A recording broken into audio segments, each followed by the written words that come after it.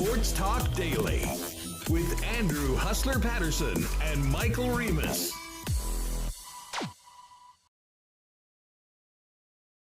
What's up, everyone? Welcome to Winnipeg Sports Talk Daily on, dare I say it, an absolutely glorious Wednesday afternoon here in Winnipeg in early November. What the heck is going on? We will take it, though.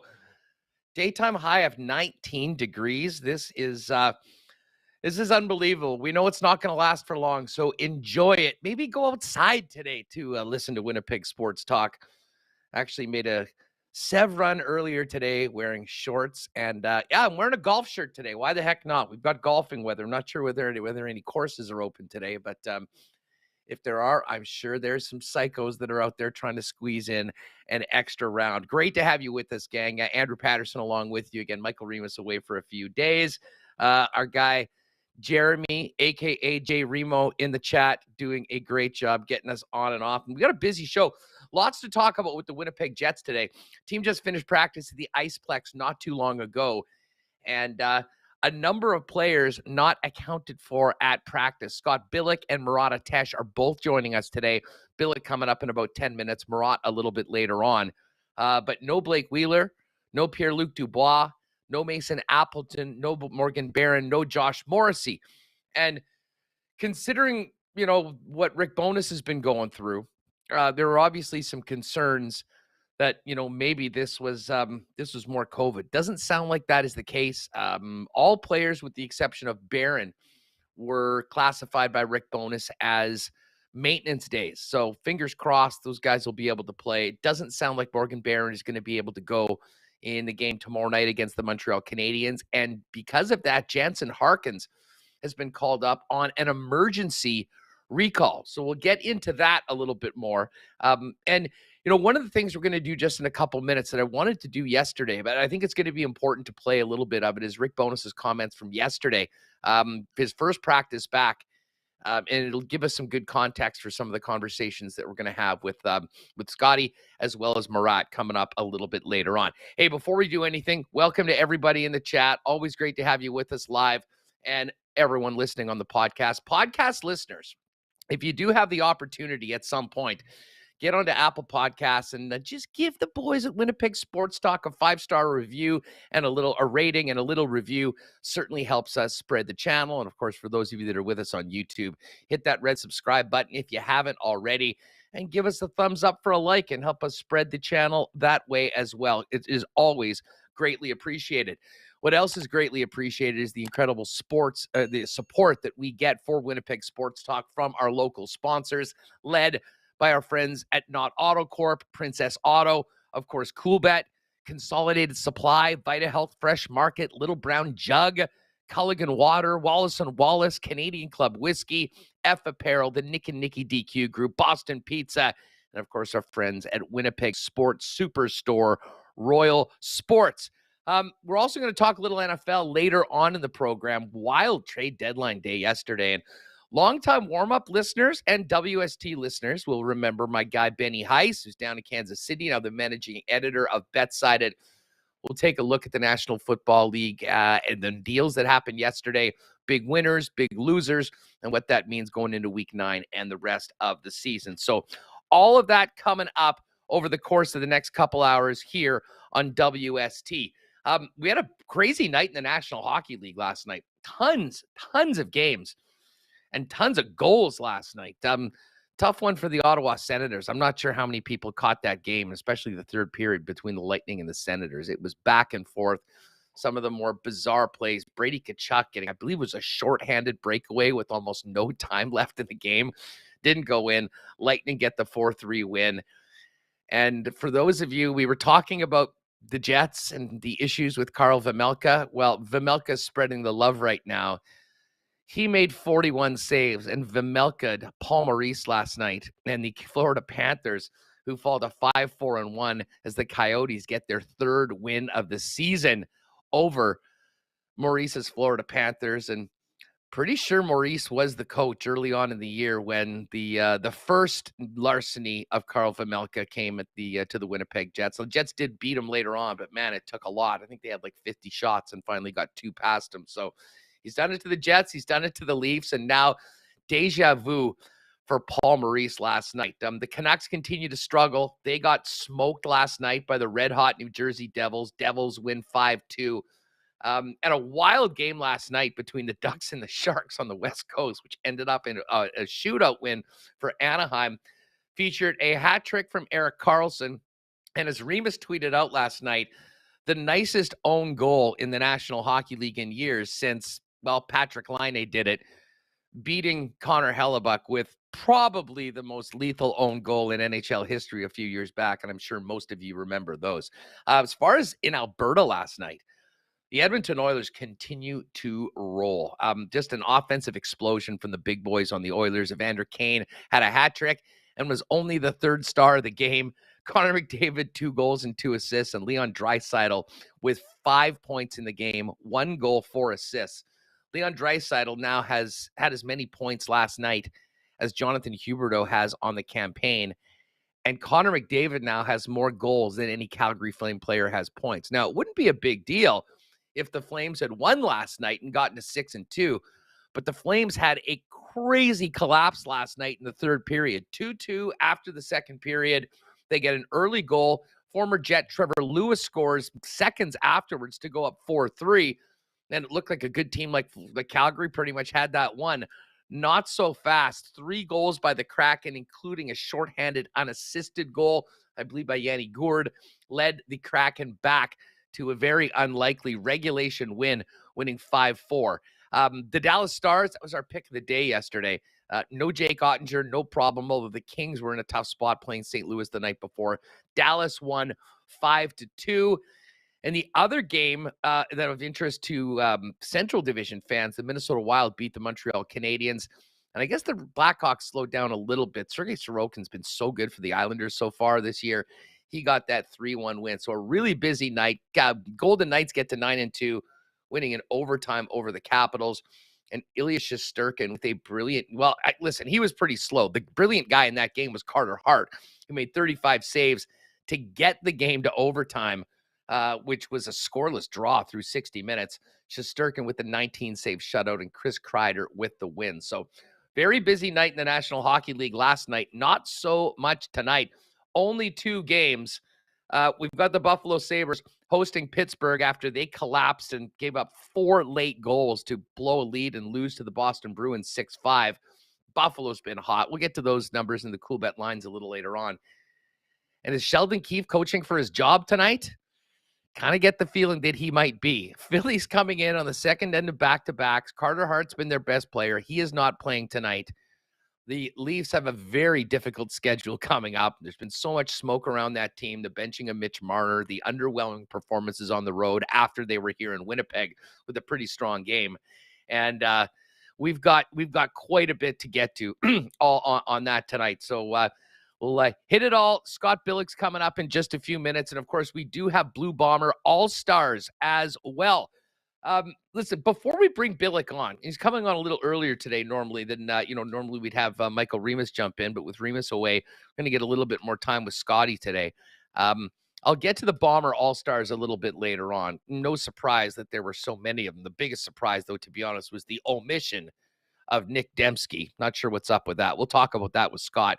But before we bring Scott in, I'm going to just play a quick clip of Rick Bowness from yesterday. But hey, before we do that, I got to give a big shout out to our friends at Consolidated Supply.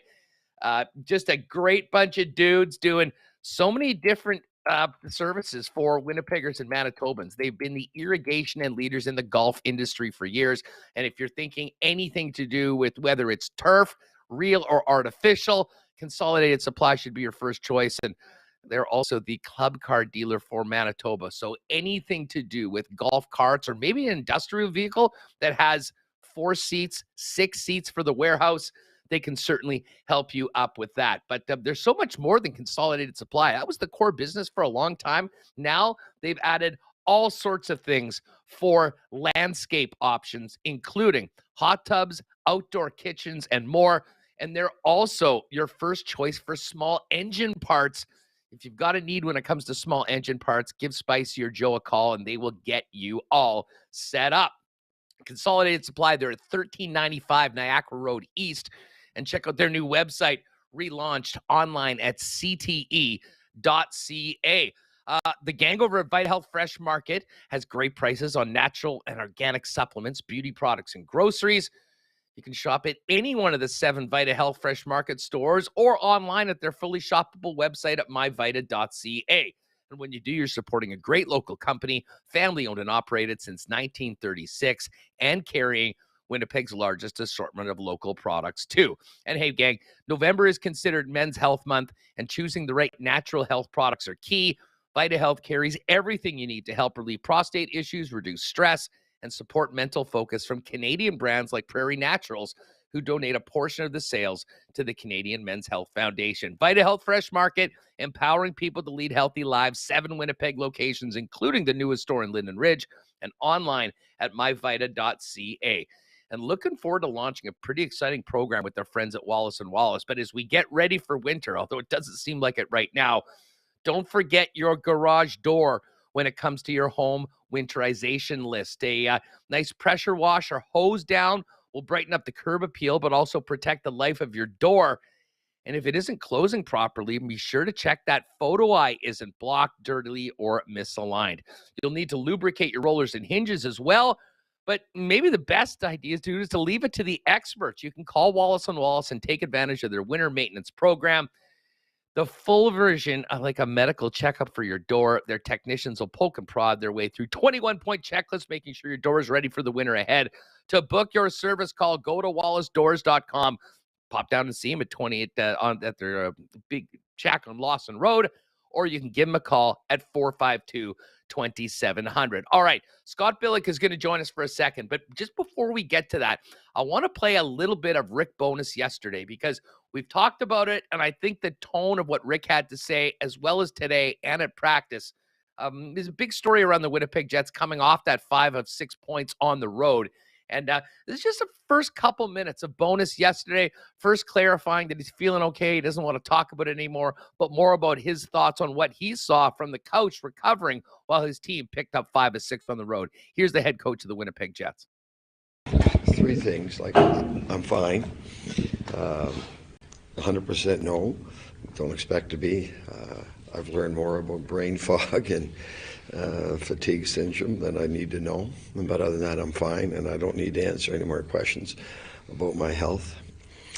With regards to the team, sitting here at the record we have, with 3 at home and 6 on the road, are we happy with where we are? Absolutely. Staying above 500, and I know it's a small window, but tied for first is a place to start.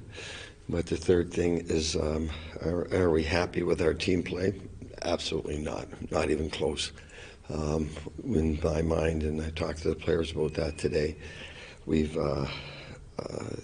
had one really good game, and that was St. Louis, and the other games have been below the standards and our expectations of how we want to play. So we're in a good spot, and we're going to have to play a whole lot better to stay there. So how does the team go from playing that blueprint that looked like what you want from this team against St. Louis to falling off the way it did? That's why I asked them this morning. Like, I haven't been around the team. I said, I want to know what's going on, what happened. How do we go from that game to give it shot 16-1 the first period in LA? So it's on. We discussed it, and that's all. You have to address it clearly, and we'll work on fixing it. So this is a team that for years now, but based on a lot of metrics, has been able to win and come away with points in games that the underlying stats would suggest they shouldn't be. I would think these last 3 games would potentially qualify for that. Yeah. How do you go and get a team to fully buy into needing to change when they're getting positive reinforcement through the points that they're getting? Well, that's the stuff that you have to make them aware of how we're playing, and then they have to understand how we're playing, and they have to buy into how we're playing, and they get it. They're not happy with the way they're playing. They're not sitting there saying, "Oh, wow, look at the record. We're 5-3-1. This is great." No one's in that room saying that. They know we have to be a lot better. They're taking accountability for that, and we said earlier it's their room. Take advantage of it. So we had a good discussion about it today, but now we have to back it up. We have to get playing the way we we're not even close to playing the way we want to play. Like, not even close. And even the Arizona game wasn't good until the second half of the second period. Now, I know it was back-to-back, but it was our home opener and all these other things. But you know what? Good teams find ways to win. We found ways to win. In saying that, man, do we have to play a whole lot better? Absolutely. The effort is inconsistent. The compete is inconsistent.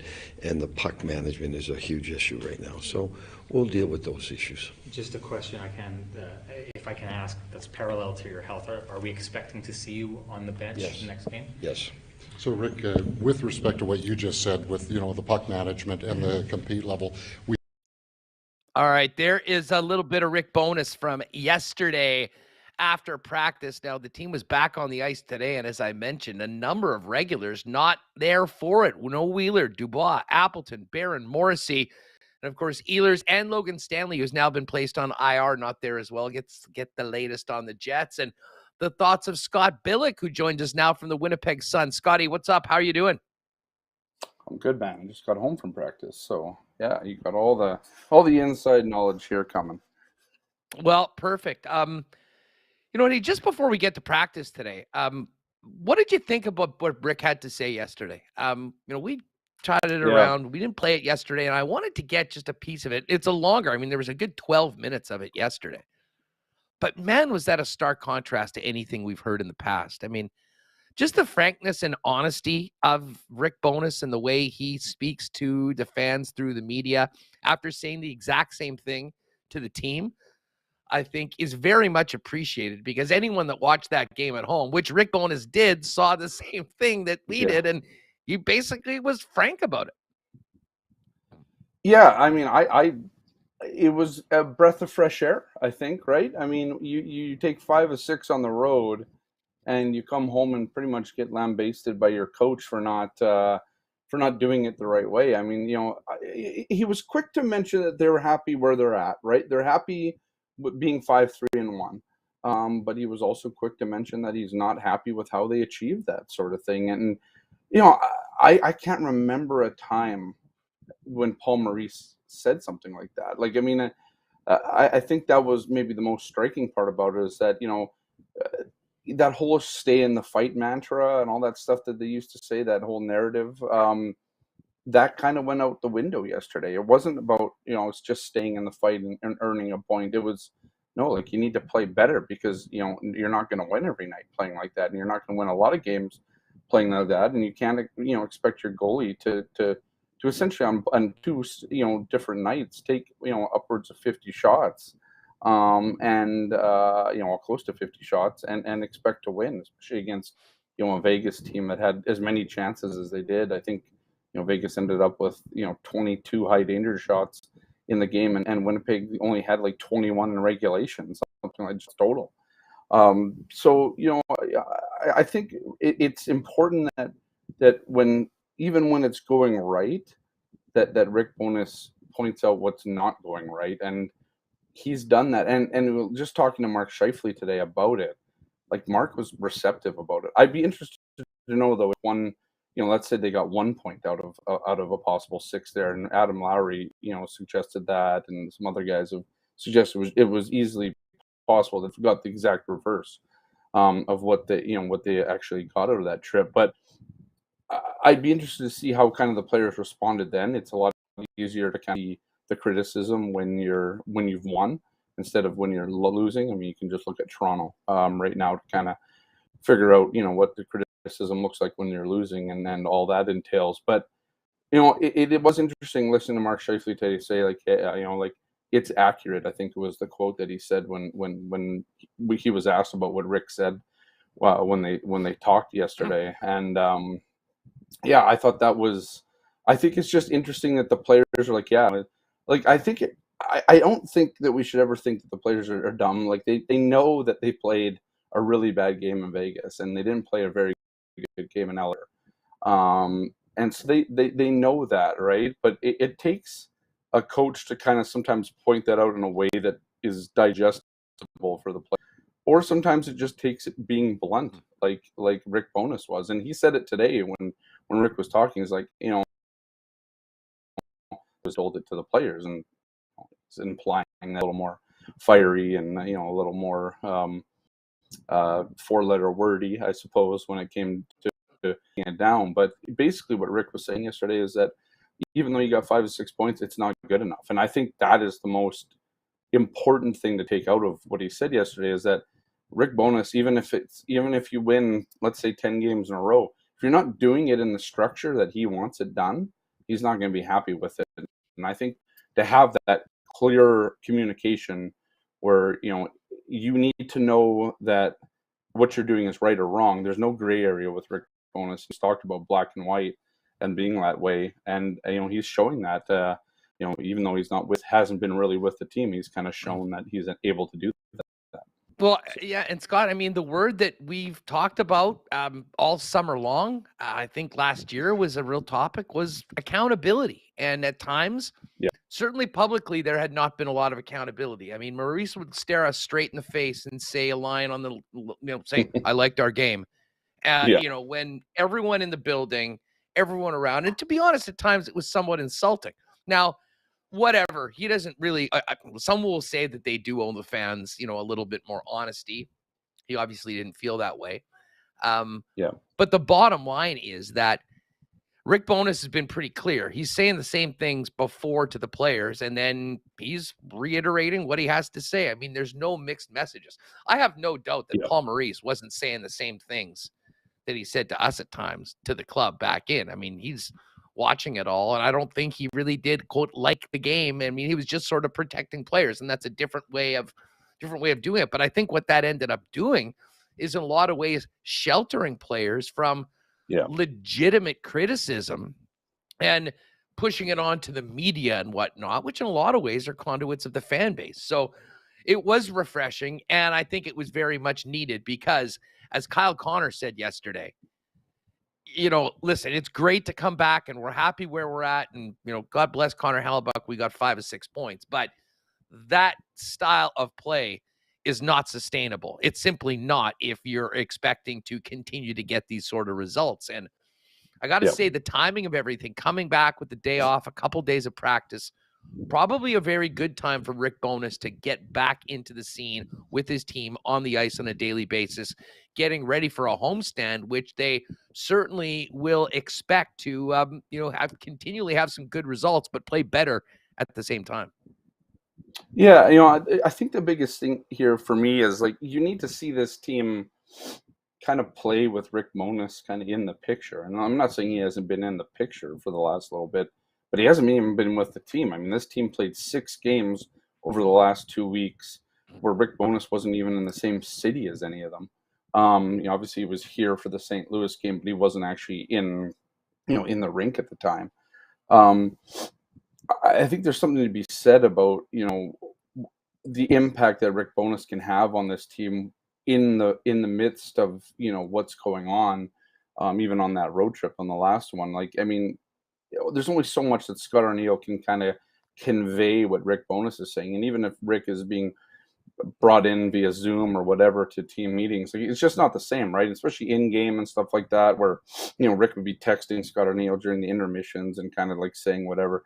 I think it's important that Rick's back with the team, healthy, practicing with the team. It's the other thing, too, that the team has kind of missed lately as well, just with the compact schedule that they've had. And that opens up now in November, where they're going to have practice days, and that's not nearly as cluttered as it has been. But, the Jets haven't really practiced that much since the start of the season. I mean, that's the other thing. They didn't really practice on the road, and Rick Bowness isn't a huge proponent of morning skates either, whereas Paul Maurice, I mean, those were almost kind of small practices for Paul Maurice. It's a little different with Rick Bowness. He doesn't really care too much about the morning skates, especially when the team skates the night before or the day before. But I think it's just having that presence there of Rick Bowness has probably been the biggest kind of thing that the Jets have missed, at least in terms of, the systems and all that stuff. It's when it's gotten bad, I don't think there's been that, that guy there for them to kind of reiterate what's going wrong and what's going right. And probably why, when they got back yesterday, or at least back on the ice yesterday, he kind of had to tear a bit of a strip into the team, in a way that, they could kind of, comprehend, digest, or whatever. I think it's new ground, right, for for a lot of these players because they're so used to kind of the way that Paul Maurice taught this team. And you were right. I mean, the sheltering, how Paul would come out and kind of turn a negative into a positive, and how he would talk, even Paul Maurice would talk about, I don't want to introduce negatives. Well, I think, again, you saw at the end of last year, I think the players just kind of knew that they weren't playing well. It's maybe there's a time where you can kind of believe the fact that, all that sheltering that happens, and, maybe it's not as bad as it is or whatever. It was as bad as it was last year. And I think eventually that just ended up getting out. I think the players are on a lot more of the same page this year when it comes to, we know what we've done wrong. We know that we didn't play within this structure. We know, we were getting hemmed in here. We weren't getting pucks out or whatever it was. Terrible I think starts. Terrible starts too. I think there's just a very clear lines of what is good and bad, and that Rick Bowness isn't going to save them in front of the media anymore, right? I mean, I think that's maybe the biggest thing. There's no hiding anymore.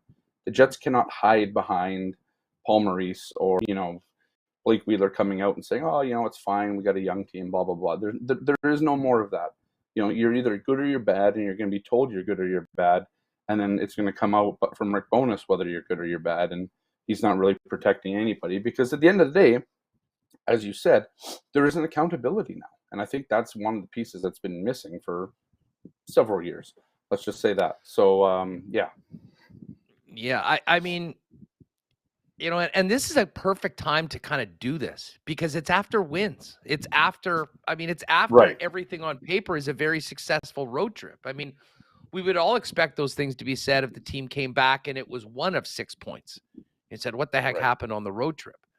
But I think it sets a really good example for the club right out the gate that, win or lose, we're going to handle this honestly.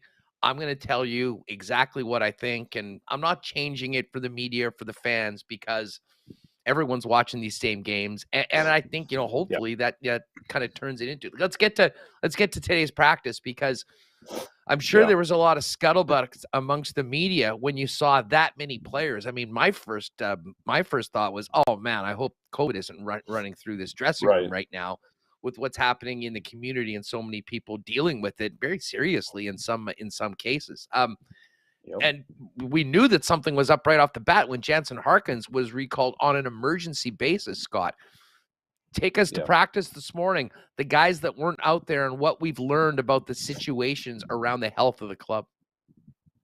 Well, yeah, first thing I got there and I'm like, optional today?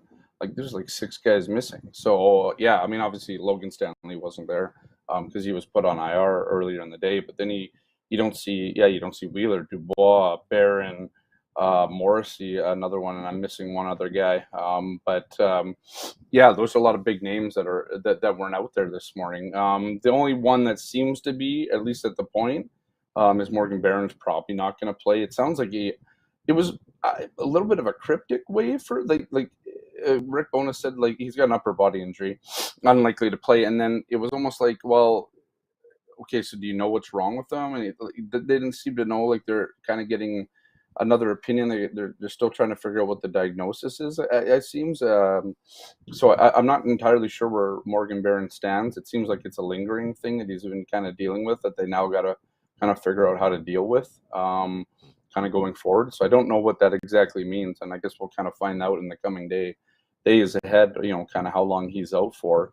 And then the other guys were apparently maintenance. The one thing that it seemed like there's still decisions to make, and that's what Rick kind of said, but who is going to play tomorrow, who's not going to play tomorrow. So I assume most of those guys are playing. Wheeler and Morrissey. Morrissey for sure took a bit of a beating, especially in that Vegas game. So I expect he'll be back in the lineup. The Wheeler Dubois thing, I'm not, entirely worried about those guys. You can kind of see where you want to get ahead of any kind of little lingering things. Mason Appleton is the one, and that's the guy I forgot. He had some sort of illness yesterday, so that's when you start wondering, okay, does that, right? Yeah. Does it, is it either COVID or is it the flu? I don't know if these guys are still testing. Obviously Rick did. When he did, if a guy got the sniffles here, how often are they going to actually test for that? it's not really required anymore to actually do the testing. So so you kind of think, okay, well, maybe not COVID, maybe a bit of the stomach flu, but it didn't seem like it was any of that. But if Mason Appleton has something, stomach flu or COVID or whatever, I mean, those things can kind of, obviously we know can run rampant through a dressing room. So I guess we'll see kind of tomorrow who comes out for the morning skate, although that too is going to be optional, Rick Bowness said, as well. So, I mean, you saw a bunch of lines today that were completely abominations of what you would normally expect. So there's nothing really kind of to report there. And so it could come down to some game time decisions tomorrow. I mean, we don't know, because if it's an optional skate tomorrow morning, before the Montreal game, it's going to be interesting to see kind of who comes out tomorrow for that.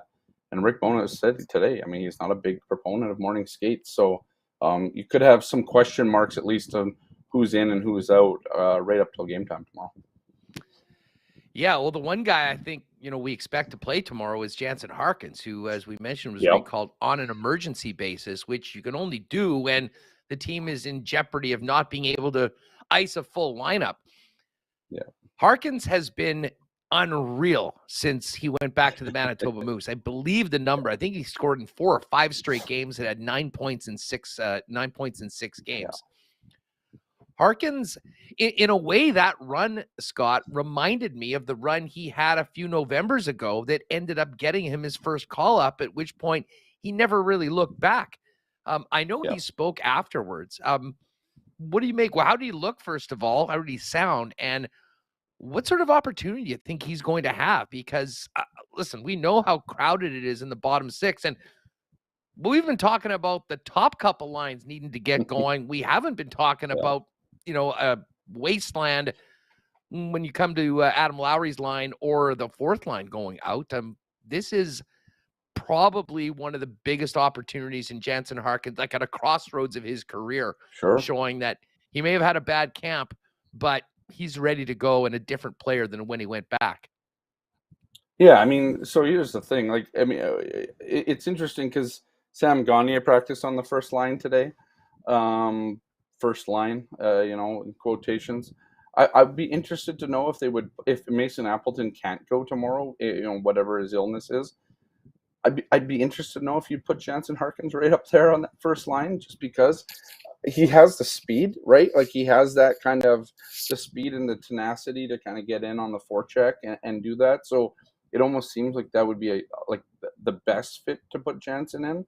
But if not, I mean, Morgan Barron's out, so you just slide him in right next to Adam Lowry. But he looked good out there today. I mean, here's the thing about Jansen Harkins.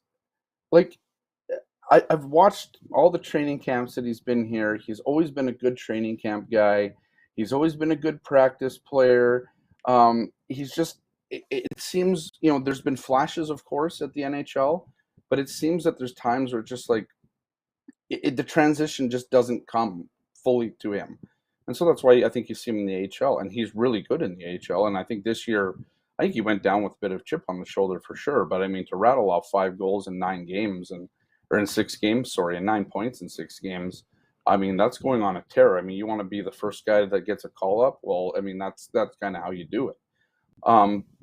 The thing with Jansen Harkins is he's gotta get it into kind of the NHL gear when he gets up here and actually be able to kind of keep that same sort of thing. Like, he has this ability to score goals. He has the ability to drive the net. He has the ability to make skilled plays and shoot the puck and all of these things. But it would seem sometimes when it comes to the NHL, he kind of, I don't know if he tries to do something differently or just gets away from, what he's good at. And part of that in the past has been, well, yeah, they put him in roles where that's kind of not what they want him to do. He was in a checking role. He'd be in on the fourth line. He wouldn't play a whole lot.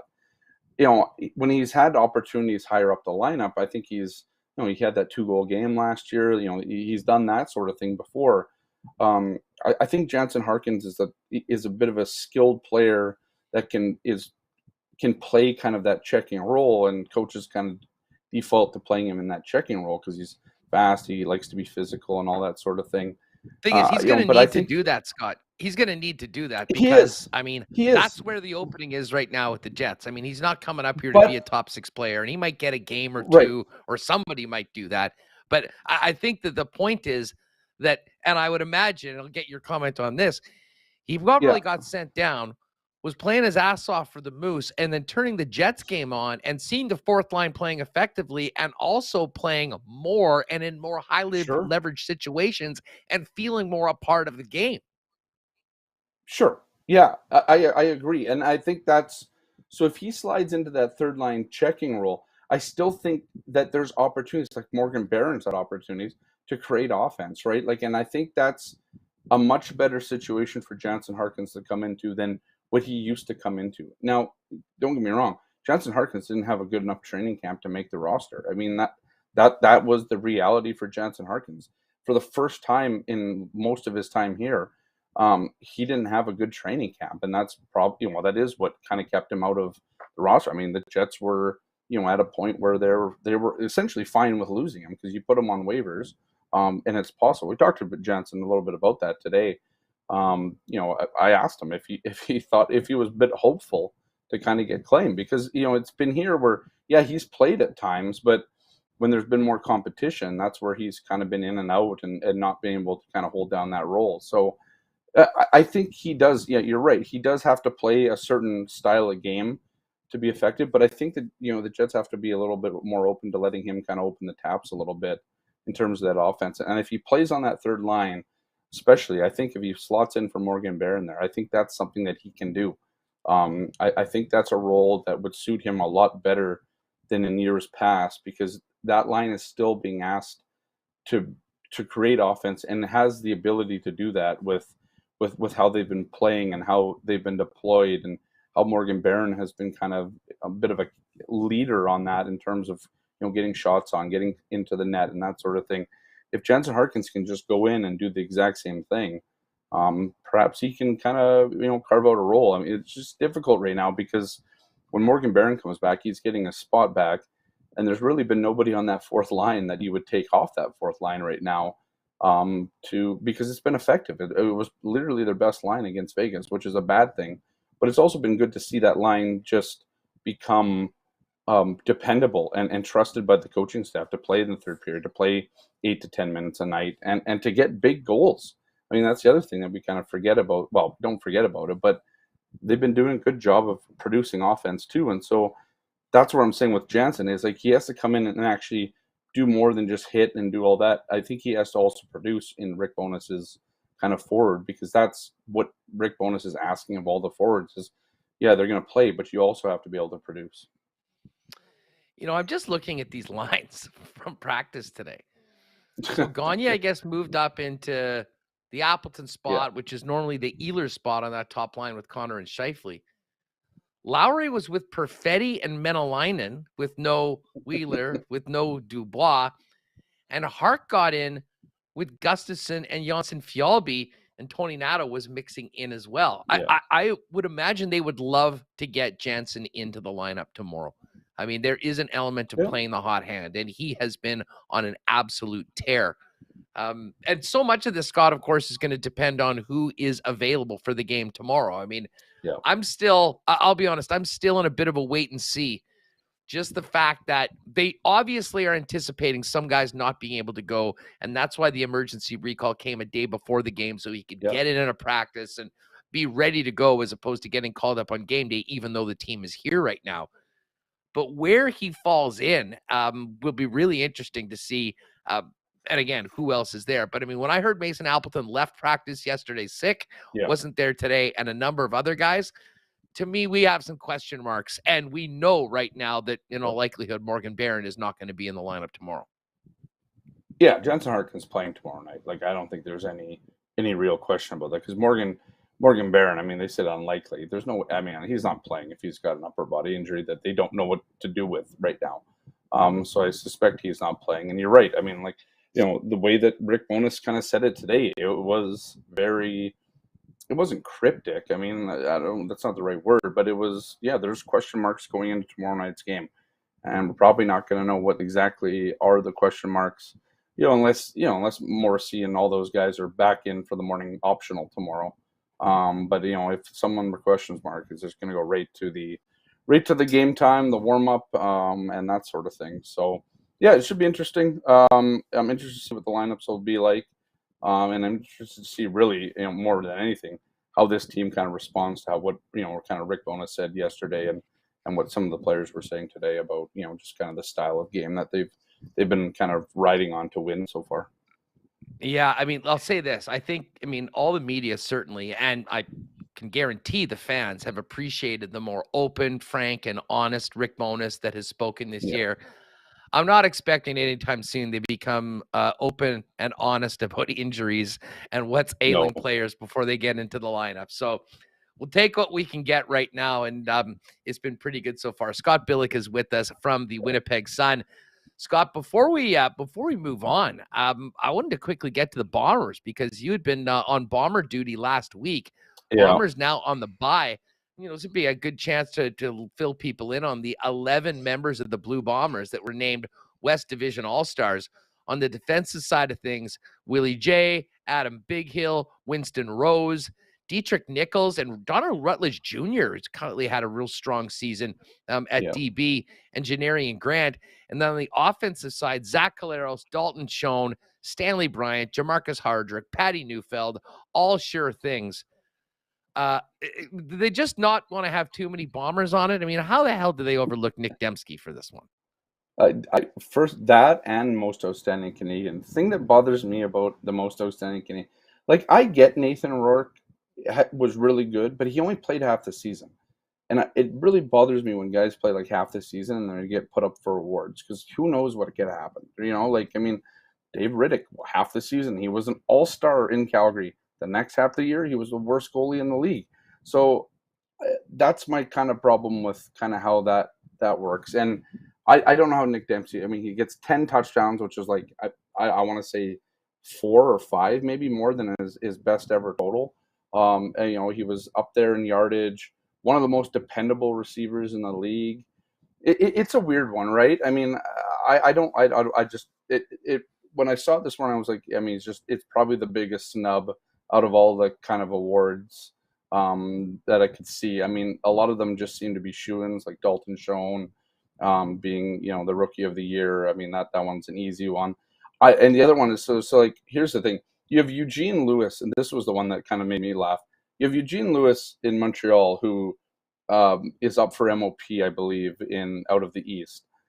He finished, I think, third to Dalton Schoen in terms of overall kind of receiving and touchdowns and all that kind of stuff. Dalton Schoen's not up for MOP, so you got to think that Zach Collaros is just the runaway leader for the MOP award this year, because I don't know how you're not giving it to Zach anyways.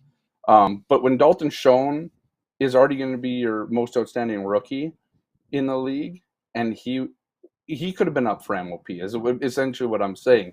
So I don't know how Eugene Lewis would ever win that award. If he was in the East on Collaros. a different team, he probably is.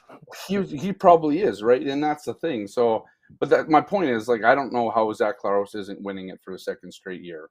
And then, Dalton Schoen's going to win that. The thing was, I like Stanley Bryant, great guy, obviously. It almost seems like he's just the default O-lineman every year out of the West. Yeah, I don't know why that always is. Because I think other guys on that line. He is, but I think you could put Jamarcus in there a couple of times. I get it. Jamarcus didn't have his greatest year this year, but he's kind of been probably snubbed in years past. But you're right, he is the best, and that's one of the things that, that's one of the things with that position. I think a lot of times, though, guys kind of get it just on kind of, I don't know. It's almost like it's not word of mouth. That's not the phrase I'm looking for, but. I think he just gets it on, an O-line play, I'll say this. Times, but O-line play, and I guess this is all done by the Football Reporters of Canada. Much like fans, the media aren't very different. There are very few guys that are breaking down the O-line play. O-line. Play by play for each game this season. You'll know when the O-line sucks, because that's when your quarterback's flat on his ass and, the coach is nervous if the guy's going to get up.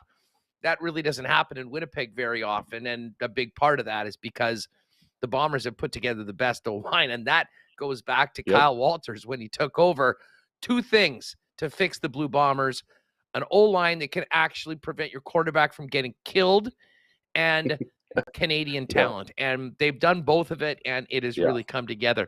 What did you think about Rourke on Friday in the limited amount of time that he played? And do you have any thoughts on this West semi coming up? I mean, I'm looking at it right now. Calgary's a 3-point underdog.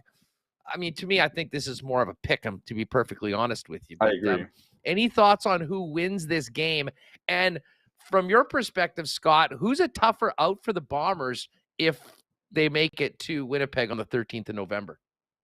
I think Calgary. I mean, here's the thing. Like, let's answer your first question. Nathan Rourke looked pedestrian on Friday, but I'm not quite sure how you expect him to look any different than that. I mean, I wonder how 100% his ankle was anyways, because he didn't run, I don't think, on any of those plays. I don't think he had one carry in that game, like not even a draw, nothing.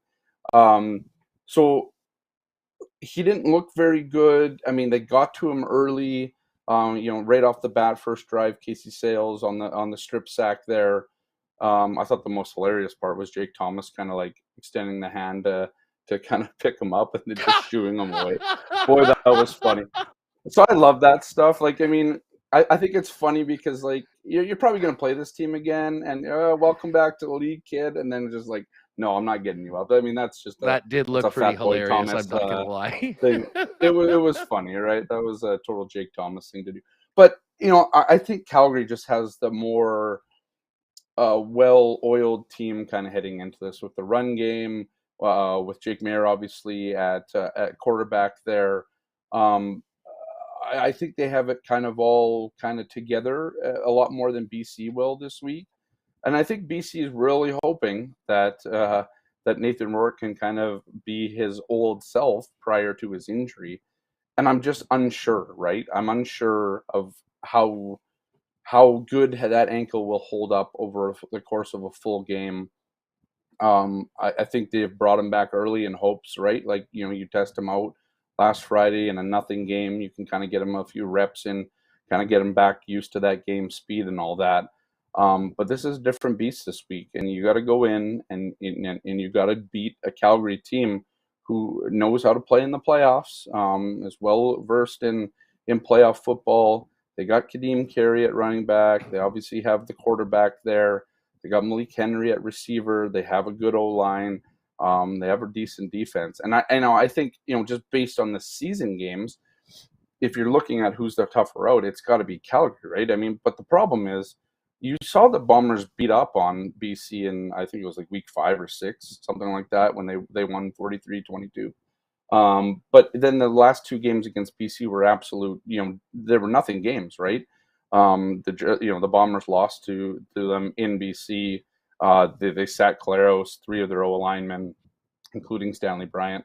So, I mean, there was really nothing there to really take from, and Nathan Rourke didn't play in that game. And then last week, if you're looking at the game, it was won in the first quarter by Zach Claros throwing 2 touchdowns, and BC only managing to put up 9 points in the entire game. So, but to me, I mean, if I'm looking at it, Calgary's always been a tough out for anybody in the playoffs. Oftentimes they've been winning Grey Cups as well. And I just think, all those games this year, you could argue against Calgary were winnable games by Calgary that the Bombers kind of pulled out. So, that I think that it offers the most exciting game in the West Final. And I think it offers the most, the stiffest matchup for the Bombers going in, because I think they really match up really well. I think both teams have kind of not the exact same offenses, but they can both be explosive on offense. And they have good defense. Like we saw it 3 times this year. Those were great football games to watch. And I'm hoping that if they can get out of there, it'll be another one. So, well, you know what, I'm with you on that. And I mean, I've said this before on the program. I mean, beating a good team 3 times in a season is tough, and it speaks to just how good the Bombers are. But man, it's tough when they get another crack at you, even if it is at home, even if it is at the 13th. It's a perfect segue to the why not question of the day today, folks, for our friends at Not Autocorp at Waverly and McGillivray. Which is the biggest challenge for the Winnipeg Blue Bombers coming out of the West Semi? Is it the BC Lions with Nathan Rourke back, or is it the Calgary Stampeders? Let us know in the comments of the YouTube broadcast.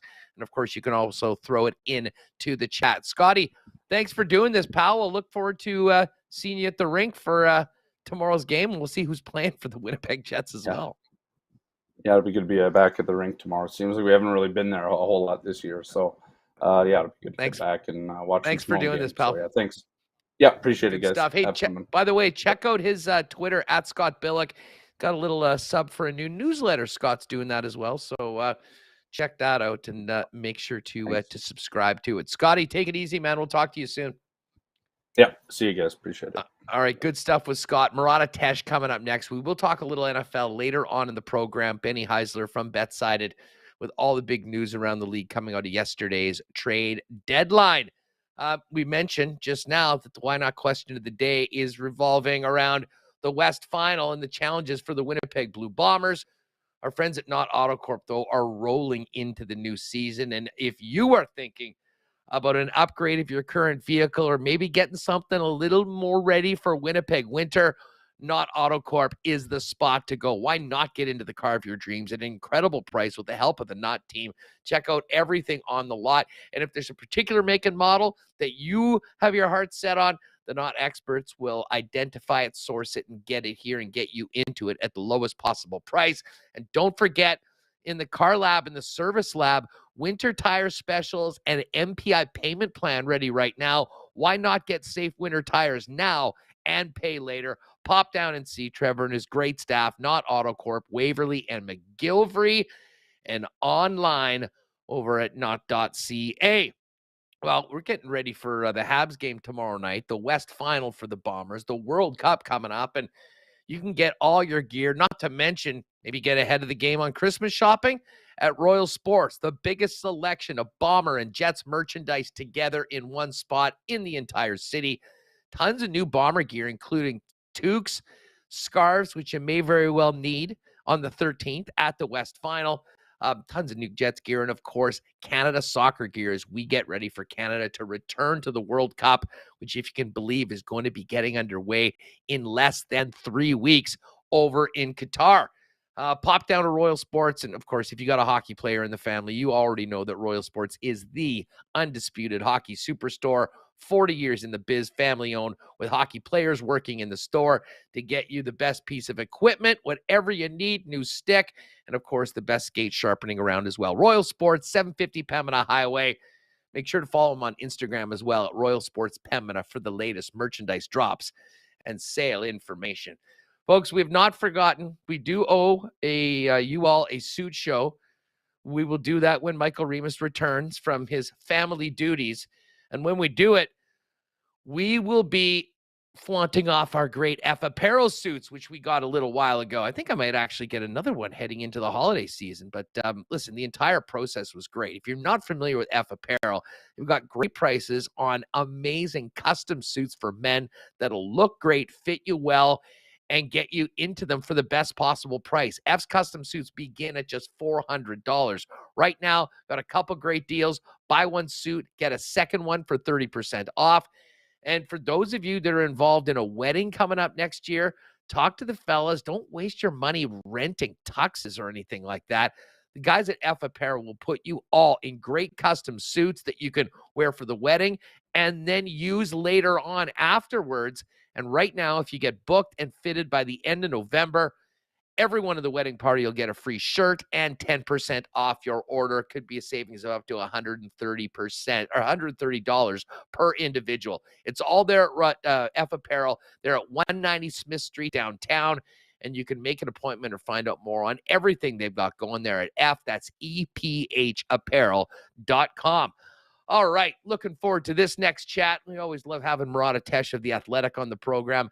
If you haven't already seen his latest at The Athletic, we're going to talk about it now, but you should definitely read it and make sure you're subscribed to The Athletic.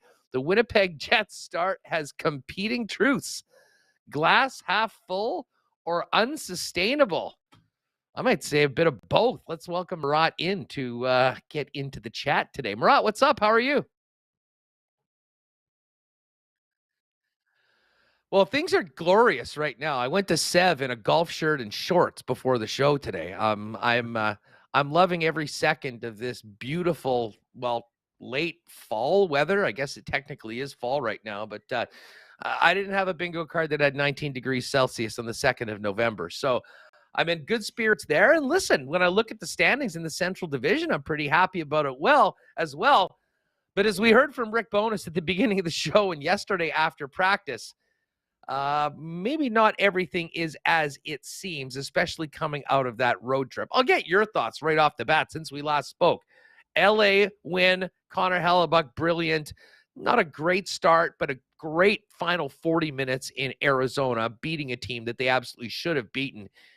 And then a performance in Vegas that, many would have expected. I had a lot of funny conversations on the weekend going, back-to-back wins, Saturday off in Las Vegas on Halloween weekend, and a date with the Golden Knights the next day. That's about as close to a scheduled loss as you might see all season long. But Connor Hellebuck wasn't having any of it, was he?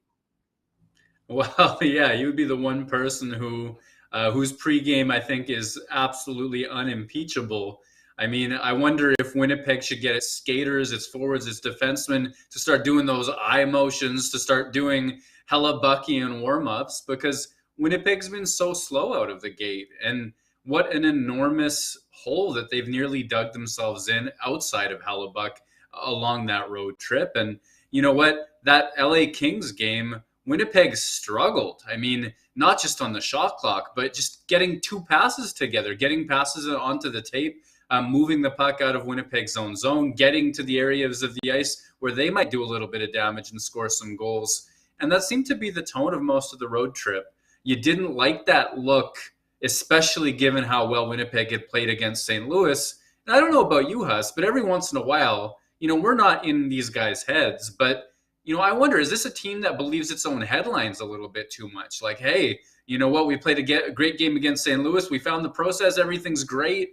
And then, 5 points out of 6, but the skaters put relative dogs of games together. I thought Connor Hellebuck played so well and doesn't need to buy a meal for the next couple months as far as I'm concerned. I love the fact that he got practice off yesterday. It was first of all, he deserved it. Second of all, it was probably necessary considering how much rubber he saw over the course of that road trip. But to me, it also sends a message to the rest of the team that Rick Bowness said loud and clear to them, said loud and clear to everybody else that this group needs to be better. But Hellebuck absolutely earned a little extra time off. And obviously he was back today as well. Just quickly, if we're talking positives, we're going to get to some of the things that we want to see this team do better and more consistently. The start of Hellebuck overall. There's a lot of things that need to happen for this team to become a playoff contender again and maybe get into the playoffs. And I realize it's a long season. We're not even 10% of the way through, or barely 10% of the way through. But my God, he is making a lot of people that had bold predictions for his season look very, very good so far. He's always been driven, but he seems to be almost on a mission right now. And I know with some funny comments after the Vegas game where, he didn't air his teammates out, but you could tell he was a little bit frustrated the way the game ended and the way things went.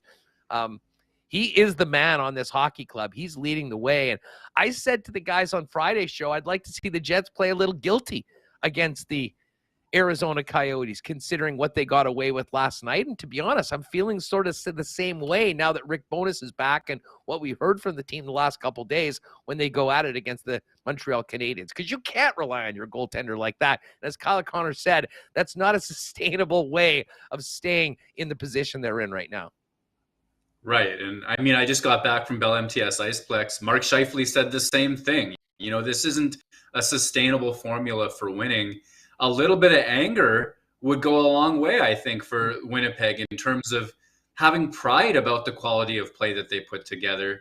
But I like your idea about playing guilty, too, playing with that sense of emotion that, hey, we let this guy down. And Connor Hellebuck, he gets the day off yesterday because his teammates took the day off, against Vegas most of the way through that, right? That would be a really easy thing to point to if you were the Winnipeg Jets bench boss trying to explain Connor Hellebuck's absence. because Hellebuck's not going to do it. He's not going to throw his teammates under the bus. He's going to acknowledge process, right? Like, a week ago, I asked him, well, hey, clean up those giveaways at the blue line. That'll probably lead to a little bit less work for you, less of those quality chances against. And he's like, yeah, exactly. I mean, those minute-long shifts, and he talked about how that leads to quality chances, how tips and giveaways at the blue lines are basically the two things that give him the most grief. And then Winnipeg went out after that St. Louis game and played 3 straight games where getting across its blue line was an issue. I think that, respect for not putting his teammates under the bus, and I'm sure that they have honest conversations behind closed doors. But Hellebuck's an honest guy, and he's a competitive guy, and he knows what's happening in front of him, even if he's focused on the positive. And Huss, I'll end this sort of Hellebuck section by saying, bold predictions of mine. I tried to stay away from the airy stuff with 100 points this, 50 goals that, but Connor Hellebuck being Winnipeg's best player and having a statement season, that was my number one with a bullet. So, Connor, if you're out there, thanks for making me look good. I need it sometimes. He's been Winnipeg's best player and shows every sign of keeping that up. Well, and you know what? I mean, this is sort of a big picture question, but it's a perfect time to bring it up. I mean, listen, I was watching the games with some of my buddies, and we're talking about Connor Hellebuck and just, basically sitting there in awe of what he was doing. And the conversation got to the next couple years for the Winnipeg Jets and next summer with all of these players going into the final year of their expiring deal. And I'll be honest, I don't even care what the number is. To me, Hellebuck is so far and away the most important player on this team and in this organization as the backbone and the foundation for it. You do start wondering about the challenge for the team to first and foremost, like what they're going to do, what Cheveldayoff's to-do list will be come July 1. To me, it starts with 37 at the top. And again, I'm not sure what that number is, but whatever the number is, to me, if they want to continue to be a competitive team, even as they change over and have more younger players come in and have some longtime mainstays leave, to me, that has to be where you start. And it's something that you have to get done. I mean, it's an interesting one, isn't it? I mean, the quality of play he's delivered over the course of his last contract, the fact that, he's still on the safe side of 30, the quality of play it looks like he's putting together this season as well. There are a lot of reasons to think that, well, first of all, he's your best player. I don't think that there's any question about that right now or through most of his tenure here. But also, I mean, what you do with him sets your tone for all of the seasons to come. Without Connor Hellebuck, there are seasons where Winnipeg's a lottery team, if you look back at the most recent few. And you can't quite rebuild if you've got a goalie that good in net, nor can you compete for a playoff spot or a deeper playoff run without him in net. Makes him an important player, a real bellwether about Winnipeg's, future aspirations. But it also comes with some risk because goaltenders have volatility to their performance. And as he ages, there's going to be a question of, well, hey, if Connor Hellebuck says, I want 8 years times whatever, there's a reasonable chance that even if he's your best player for the first few, he's not your best player or a helpful player at the end of that. And Winnipeg will have its sports scientists and it will have all of its expertise in terms of evaluating what Connor Hellebuck's future might look like.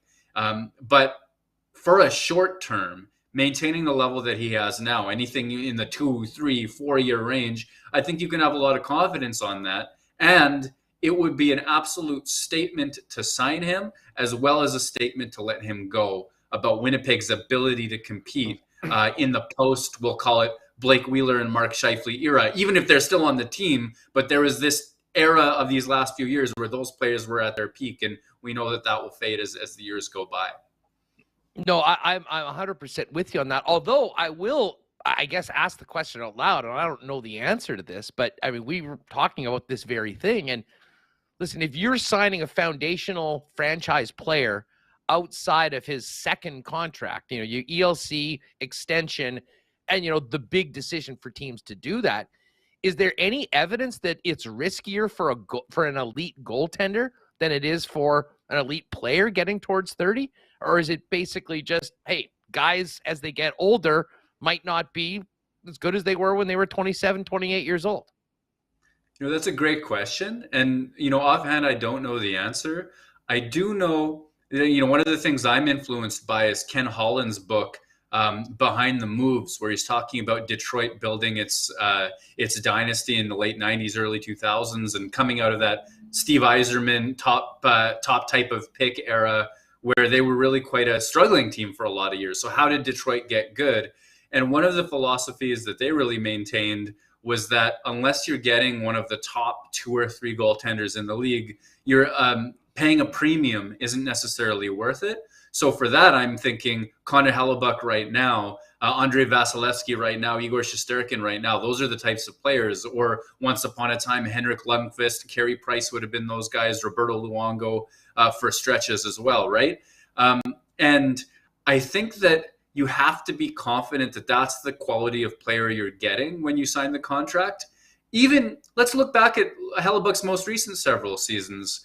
As good as he is, with the Jets playing the kind of defense that they did, and with allowing for the fact that there is variance in a goaltender's performance, percentages hurt, bounces hurt, or help depending on the year, you can't look back and say his save percentage was tremendous, every single season, but he was well worth it and has been well worth it. His goal saved above expectation is well worth it. His ability to keep them in games that they shouldn't be in has been well worth it. I just think that you have to be sure. And I don't know the aging curve as it differentiates between goalies and other players, but I think that that's your number one question when it comes to Hellebuck.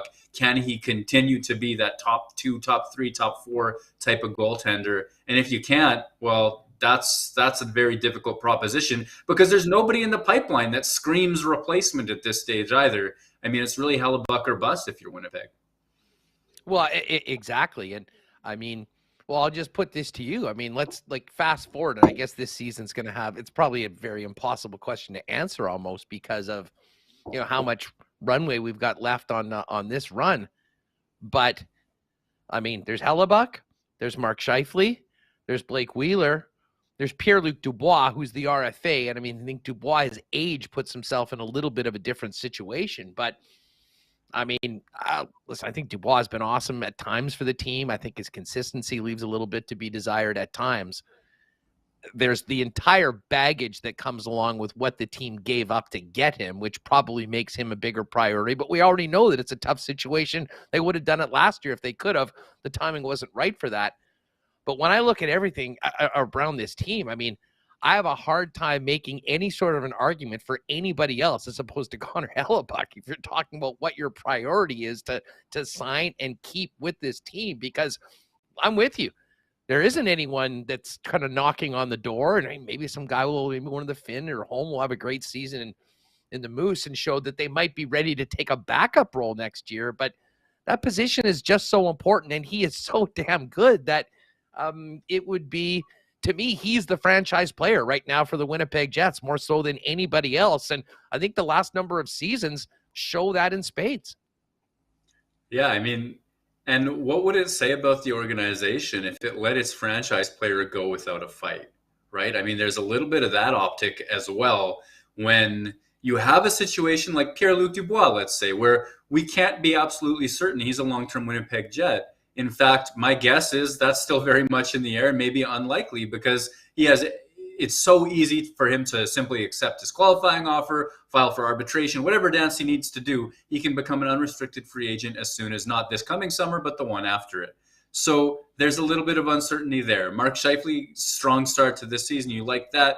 And then Connor Hellebuck. For me, those are your 3 pillars. Connor Hellebuck on a level even beyond either of his centers.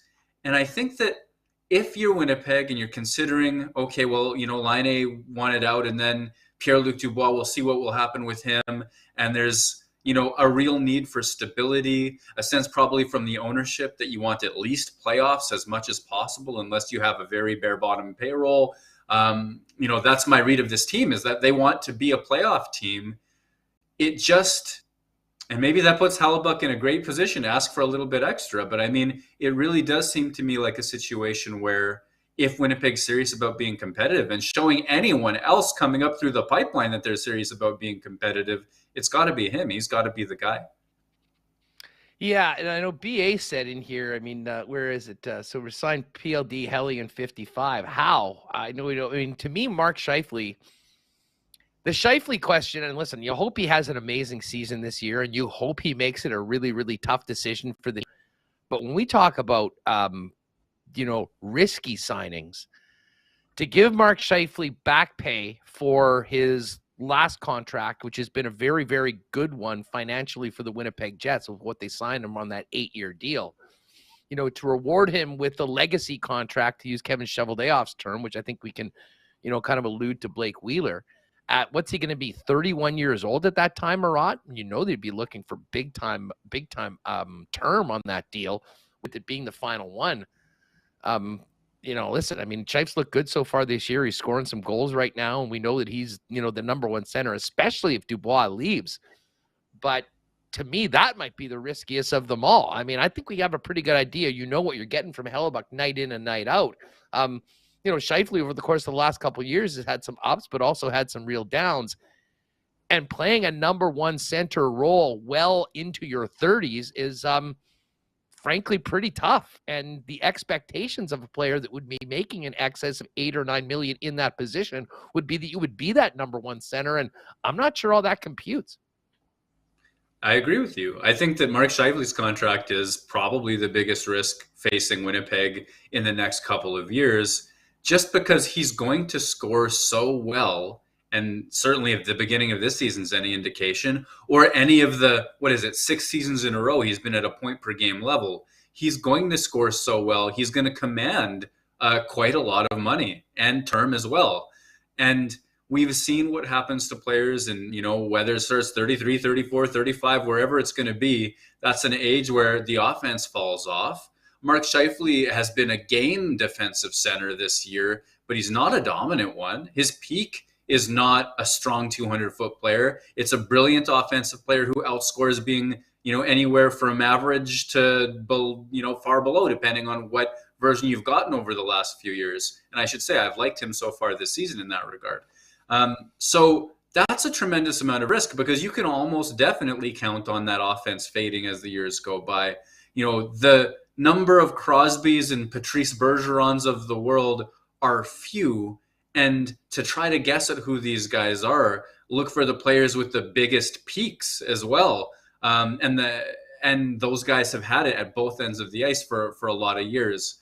So, I mean, another situation where Winnipeg's in a tough spot, it would be difficult to imagine what his trade return might be. It would be difficult to imagine them signing anybody for, a comparable price that does what he does. And yet they would run tremendous risk of overpaying for him, because I don't think, there's some things he does shooting and scoring wise that would be unique, even above, say, a Blake Wheeler. But I think Blake Wheeler's peak was one of the very best 5-on-5 players on the entire planet. And I don't think that Scheifele is in that top 5, top 10, even strength type conversation. So if Wheeler's contract has aged the way that it has, what will happen to Scheifele's? I'm not that optimistic about what he's going to look like as a mid-30s player. Yeah, no, I'm with you. And I mean, there's so much that goes into this, and it's fascinating. And we could talk about it for hours, to be honest, because there's this season, there's the start of this season, there's where this team is at the trade deadline. And listen, the way Hellebuck's playing right now and where they're at, I mean, if he continues to play at that level and the Jets can pick up their socks and, have more professional performances that we've seen as of late, well, the blueprint against St. Louis, we won't be talking about a team that's selling. But if, and again, I don't want to spend too much time on this because I'm hoping we don't have to cross this bridge, but if things don't go well and the team is at a point where they realize, okay, they got to make changes. If they know what's going to happen in the summer and they have the opportunity to do that at the trade deadline, players like Scheifele, players like Pierre-Luc Dubois would certainly have more value knowing that you're trading them for 2 playoff runs. And at a certain point with some of the players, I mean, I don't know who it's going to be. We can all have our own suggestions. Kevin Cheveldayoff is going to need to make decisions on what players are leaving and maximize their asset value. And to me, that's at the trade deadline more so than the off season with 1 year left and facing unrestricted free agency 12 months later. Yeah, 100%. But for him to feel vindicated in doing that, based on what we've seen from Cheveldayoff's patience so far, Winnipeg would probably need to be pretty far gone from that playoff race, and it doesn't seem that way. I mean, I don't think that the way they've played has been sustainable. It's going to lead to winning streaks and all the like. But I do see signs, and I wrote about it in the piece that's up today, that even amongst their struggles, there are things to like. And there's things to believe in terms of them being able to hang around this playoff race. So, I don't know that they, and you're not really looking for this if you're a fan listening, but I don't know that Winnipeg can be bad enough to justify that. Well, at the same time, I completely agree. If you're looking for pressure points where guys have more value, trade deadline is it in an enormous fashion. You can have a little bit of optimism about the cap going up by a few million next summer based on current projections. So that, a contending team that can fit half or less than half of the player's salary now because of the time of year that they'd be acquiring him can probably afford to keep the full version of the salary next year as well. So I think that there's reasons, but then that's the signal. Like if you're looking to maximize Pierre-Luc Dubois or Mark Scheifele's trade return, you do it at this trade deadline. Absolutely. But there's other priorities, Cheveldayoff may believe that, hey, it's worth it to try to make these playoffs and then maybe fight for next year's playoffs with these guys as well, diminishing the value of his assets, but maybe making an extra playoff round, some gate revenue, all these other things. I don't know that those are concerns of his either's or Mark Chipman's or what have you, but Winnipeg's strategy is partly about maximizing its value for these assets. It has other things that it's got to sort out as well. And I just I can't imagine what it would take in terms of a bottom-out performance to motivate a guy like Cheveldayoff who held on to Dustin Byfuglien throughout that whole season where he wasn't around, only added DeMello and Eakin at the deadline. It's been Kevin Hayes in 2019 and then Paul Stastny in 2018 where I think he really seized the moment. And that was in an aggressive way. I don't think he's really been a seller, not of these defensemen, not of, I guess, I'm just thinking out loud. These aren't real coherent paragraphs, but I just don't see that sale for Cheveldayoff unless things have gone so far south. Yeah, no, you're exactly right. And it's not part of the plan. And certainly I don't want to see that happen. I mean, I'd love to see this team continue to get better and be competitive and, make the GM's job as tough as possible because the guys have played well and at the same time boost their value if at some point you are crossing that bridge. All fun to talk about, but it does come out of the original premise that Connor Hellebuyck is the man, and I hope that he's the man in this city for a long, long time. Murat Ates is with us. Let's get back to that piece and, everything coming out of the road trip. I mean, we played it a little earlier. Rick Bowness, first of all, most importantly, said he's feeling good. He's going to be back on the bench. And, obviously scary what he's dealing with and so many people that we all know that are dealing with right now. But he was not – well, here it is. Am I happy with our team play? Not even close in my mind. I talked to the players about that today. We've had one really good game, and that was St. Louis. And the other games have been below the standards and our expectations of how we want to play. Pretty honest, pretty frank from Bones. We all enjoy that sort of honesty. But, man, it was interesting hearing that somewhat resonate, at least from what we're hearing from players, Mark Scheifele today, Kyle Connor yesterday, that's not going to continue. You cannot keep relying on Hellebuyck to be the lone reason why you're squeezing points out of games. And all of that comes back to a very interesting homestand coming up, Murat, against some teams that certainly on paper – very beatable, the Montreal Canadiens, the Chicago Blackhawks, then a huge game with the Dallas Stars. How did you see it all? We've talked about Hellebuyck. We know where did things go wrong for the Winnipeg Jets, and where does a turnaround in getting back to a winning style of play begin for you tomorrow night? Well, I mean, the intangible thing is energy levels, that sort of sense of from puck drop being ready to go and ready to be on the front foot, to use what Rick Bowness said today. He hates when the team's on their heels. And that to me, I can't say what goes into that because the players are still sort of, wondering what's going on that front. What does it take to have that start? Well, that's on them to sort out. But the thing that you see start to come off of Winnipeg's game immediately is its ability to get out of its own zone.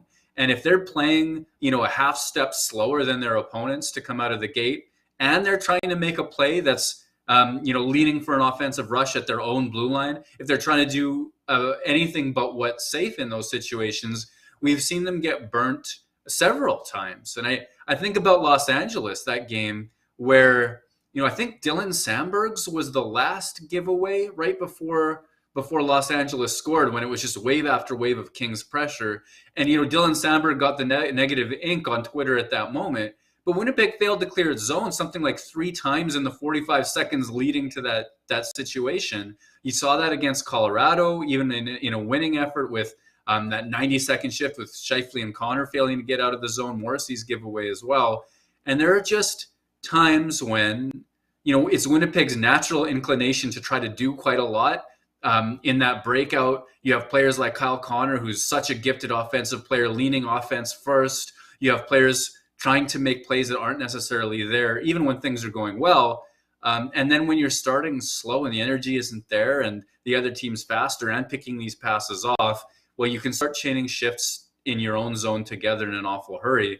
And for me, that's where it really, really, really begins for Winnipeg. A few safer plays early in the game might help them get into the flow of play and start to assert their own way of playing as the game goes on. We talk about this term, coaches talk about this term, puck management, all the time. And, to me, that honestly, listen, you got to be skating, you got to be ready to play. And let's just assume that is the case. But when the Jets get hemmed in their own zone, when things start caving in on them, that seems to be what hampers them the most. Sometimes these guys under pressure handle the puck like a hand grenade with the pin pulled. And you know what happens when the pin gets pulled? It blows up in your face. I do wonder where that starts.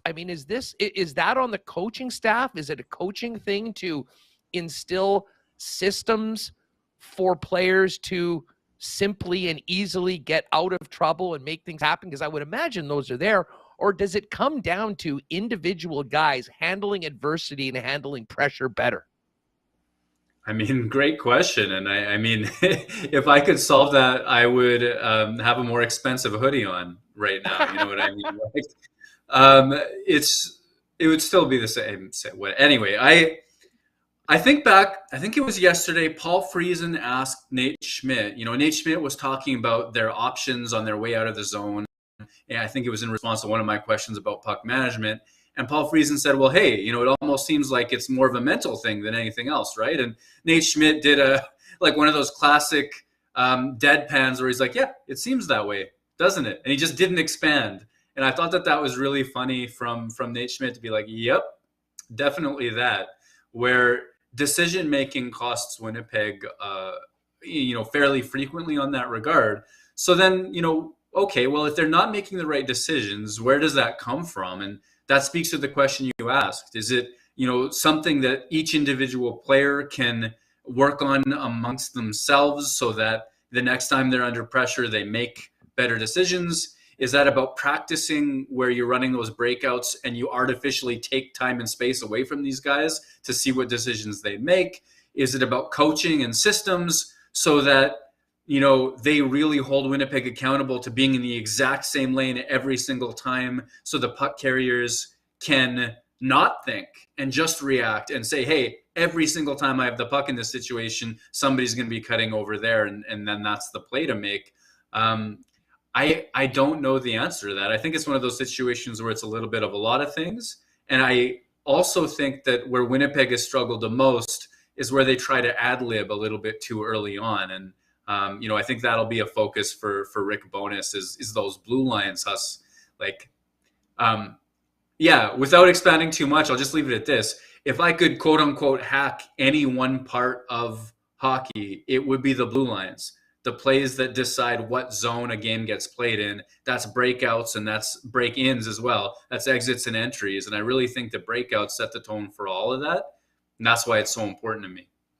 Well, and you had a really interesting back and forth with Kyle Connor yesterday about exactly that. And, folks, if they haven't listened to it, get to the app or yesterday's audio from the media after practice with Murat talking to Kyle Connor about exactly that. Hey, before we go, many absentees today at practice. We talked about that with Billeck. I was sort of worried that, there was another COVID run going through the dressing room.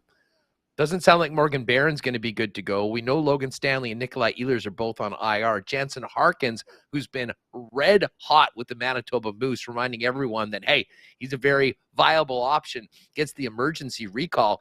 Any thoughts on where Harkins fits in and how this lineup might look tomorrow night? My hunch, and this assumes that Mason Appleton is in the roster or on the roster after leaving practice yesterday and not being on the ice today. From what we gather from Bonus, I believe Mason Appleton is still projected to play tomorrow night. So if that's the case, I think it can be as simple as Jansen Harkins taking Morgan Barron's spot, 1-for-1 with Adam Lowry and making that line a go. I think that Winnipeg, has liked what it's gotten from its fourth line so very much that they're not going to necessarily mess with that template. And of course, that's partly me thinking about the old Paul Maurice way of doing things. Make as few changes as possible. Rick Bowness has, at least in preseason we saw as he was figuring out line combinations, he's been willing to mix up lines a little bit more when things like this happen. But that's my guess, is that it's 1-for-1 and that it's Jansen Harkins and, over Dominic Toninato, let's say, as well, from kind of the vibe around the room today. And then you keep the top six otherwise the same and ready for the mid-game shuffle if need be. Murat, great stuff. Thanks for doing this. And once again, folks, first of all, if you are not subscribed to The Athletic, what the heck are you waiting for? And the piece today, all about the previous road trip, look ahead to the homestand in this season, talking about, well, there it is. The start has competing truths, glass half full or unsustainable. The glass is certainly half full with the record right now, but as we heard from Kyle Connor, the way they played on that road trip, unsustainable. But as I said, Murat, I'd love to see them play a little guilty. When you get busted doing something, you got to be a lot better the next time you go about it. Let's see that from this club coming out of this road trip and playing in front of Connor Hellebuck and maybe giving him an easier night like he had in his 25 saves shutout against the Blues last Monday. I mean, that's the template right there. I mean, come out, play. They don't have the luxury of breaking the dish and then saying, hey, I guess I don't have to do dishes anymore. They have to do dishes every single time, right? So, I mean, playing guilty, they gotta do something to make their goaltender's life a little bit easier. Hey, thanks for doing this, my friend. All the best, and we'll see you down at the rink. Right on. Sounds good, us. There it is, at WPG Murat on Twitter, and of course in The Athletic right now with Murat's latest. All right, we are going to talk a little NFL. Wild day yesterday with the busiest trade deadline maybe ever in the National Football League. Benny Heisler is coming up. But as we discuss the Bombers All-Stars later on, do not forget tickets are still available for the West Final. And for those of you going, don't forget to get there early and take in the fun, the atmosphere, and the great deals at the Princess Auto Tailgate Zone. $5 beers, $3.50 pop, and hot dogs heading up until game time. I think they've added hot chocolates, some warming stations, or some fire pits. It's going to be great. The crowd's going to be lit, and the Bombers are going to be ready. Of course, Princess Auto, proud sponsors of the Blue and Gold and Winnipeg Sports Talk. And Princess Auto is the place where you'll find the best deals on the most unique assortment of tools and equipment around. Everything you need to complete the projects on your list or start something new is at Princess Auto. Pop down and see them at one of two Winnipeg locations, Panet Road or Portage Avenue West. And you can always shop online 24/65 at princessauto.com. If you and your family have water needs heading into the winter, well, there's only one place to go, and that is the experts at Culligan Water. Family-owned and hydrating Manitobans with the best water around for over 65 years in the business. They really do have it all. Water softeners, filters, bottled water coolers, whole home systems, drinking water systems, not to mention citywide water delivery services and commercial and industrial water products and solutions for your business. Whatever your water needs are, the Culligan man can take care of you. pop down and see them at 1200 Sargent Avenue, or give them a call at 204-694-5180. And you can always check out all their products and services and contact them online at drinkculligan.com. The gang at Canadian Club are pretty darn excited about the upcoming weekend because it is the launch of the much-awaited and heralded final edition of the Canadian Club Chronicles series, the Canadian Club 45-year-old whiskey, going to be officially launched at the Manitoba Liquor and Lottery Spirits of Distinction Awards coming up this week. And then you'll have the opportunity to get it for a very limited time, as only 80 bottles of it are available in the province of Manitoba. So you whiskey aficionados that want the best, the Canadian Club 45 coming to your local Manitoba liquor marts very, very soon. And of course, coming up the game on the 13th, you'll be able to enjoy, maybe stay a little warm with Canada's favorite Canadian whiskey, Canadian Club, and the very popular, ready-to-drink in cans Canadian Club and Ginger Ale, which is also available citywide at your favorite beer store in cans. Hey, tomorrow night, we're back at it with the NFL. The undefeated Eagles going up against the Houston Texans. And no better place to watch the NFL than your local Boston Pizza. Listen, you'll always be enjoying pizza flights and, of course, great beer specials for $5 sleeves all night long, but also some amazing tastes from the new BP Fall menu. The craveable jalapeno popper dip, had that and a bunch of wings with the guys watching football on Sunday, was awesome. Spicy buffalo mac and cheese and the creamy carbonara pizza is amazing. And when you watch NFL at Boston Pizza, you'll be entered to win one more grand prize trip to see the Raiders in Vegas and a bonus NFL game. The final trip is on New Year's Eve weekend. You'll see the Raiders and Colts on Sunday, and you'll go to the Golden Knights Blues game on Saturday night on New Year's Eve. Watch the NFL at BP, chat on pizza flights, and enter to win the trip at any local Winnipeg, Selkirk, Steinbach, Portage, Boston Pizza location. All right. We will get to a busy night tonight, not really in the National Hockey League, but we've got baseball, we've got basketball. There's a lot to get to. And I've got a very great three-way bet for our friends at CoolBet, which we'll do later on in the program and on today's Lock Shop a little later on after WST. But right now, let's break down the trade deadline and the aftermath in the National Football League. I know some happy Viking fans with the pickup of TJ Hawkinson from Detroit. Always love catching up with my guy down in KC, the managing editor of Fansided, Benny Heisler, joins us now on Winnipeg Sports Talk.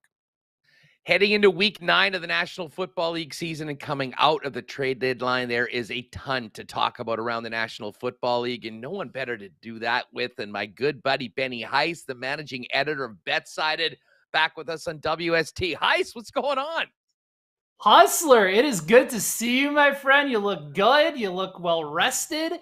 Happy to be back. I feel like it's been too long since you and I had a chance to catch up. No doubt. Well, I know you've been busy and doing some great work, by the way, folks. I mean, definitely check out Fansided and give Benny a follow at Benny Heis for all the content that he is a part of over there, especially if you like to dabble with a few sprinkles. It's a great resource for people that like to throw a bet down. But Ben, you know what? There's so many things. First of all, this was a wild trade deadline. This is a wild trade period. I mean, what do you make of the propensity for more moves and more aggressiveness? How much do you think this has to do with what the Rams have done the last couple of years and how it ended for them last season? I was going to say the fact that you brought up the Rams kind of alludes back to my thoughts on it, because can I swear on this show? Is this a family show? You or can I let one fly? You can let one fly. Wasn't it Les Snead that basically said "fuck draft picks" or "fuck the picks"? F them picks. Everybody was kind a shirt at the parade. Yeah, exactly. Like everyone's starting to follow this model a little bit, that picks are just picks. And I remember my old buddy Casey Stern, who used to be over at Turner Sports for a while and then still at MLB Network Radio, always used to say prospects are cool, but parades are cooler. It's kind of the philosophy, especially with more NFL playoff spots opening up, that the teams are by nature being more aggressive. You didn't really see it at the actual deadline for the teams at the very top. Like Kansas City went and got Kadarius Toney for a little bit later on. The Eagles the week before went and got Robert Quinn. So that was like their trade deadline move. but it was teams like Minnesota going out and getting TJ Hawkinson from an NFC North rival in Detroit, which I found to be very surprising. You had Bradley Chubb going to the Miami Dolphins, who, it's going to be an uphill battle to try and catch up against Buffalo, but this is a team that is in their window to win right now. And with all the draft capital that they collected over the last couple of years, they felt like it was worthwhile to get a legit top pass rusher in the NFL to be able to shore up a part of their defense that had been really struggling to be able to create pressure throughout the course of the year. So it's fun. Like, not that the NFL needed more action, over the course of a week for the trade deadline, because the NFL is king regardless, but it was spectacular. It was the busiest trade deadline in NFL history, with 10 moves actually taking place on the actual day. And a lot of them were significant. It's so funny. I mean, being here in hockey country, I mean, we get ready and TSN and Sportsnet will crank out like 9 and 10 hour live programs on trade deadline day. And sometimes it becomes funny because they're just waiting for something to happen. But inevitably, there is quite a bit of activity. And that hadn't been the case before in the NFL. But certainly for fans and the people that cover it, this has been a really, really fun run. I want to focus in on the NFC North, but just quickly on Denver.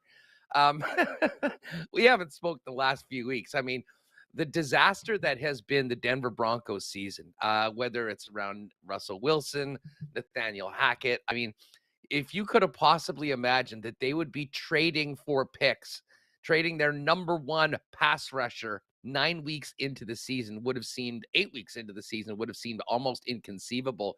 What does the trade tell you, Ben, about the situation in Denver, and maybe just thoughts on what we expected from the Broncos and what we got from the Broncos? I'll tell you my expectations at the beginning of the season. I thought they'd hang around, but we also thought that the AFC West was going to be the best division in football, bar none. And that hasn't been the case either. It's been the Chiefs and basically everybody else. Chargers are dealing with injuries and maybe they're only a game or two out. But I think we can all collectively look at this team and say they might have talent, but they're not a good football team. And then you have Denver, who has a solid defense. They've been a top 6, top 7, Apparently Syria wanted to weigh in on the conversation. That's the first time that's happened in a live interview before. And you never know what you're going to get when these conversations occur.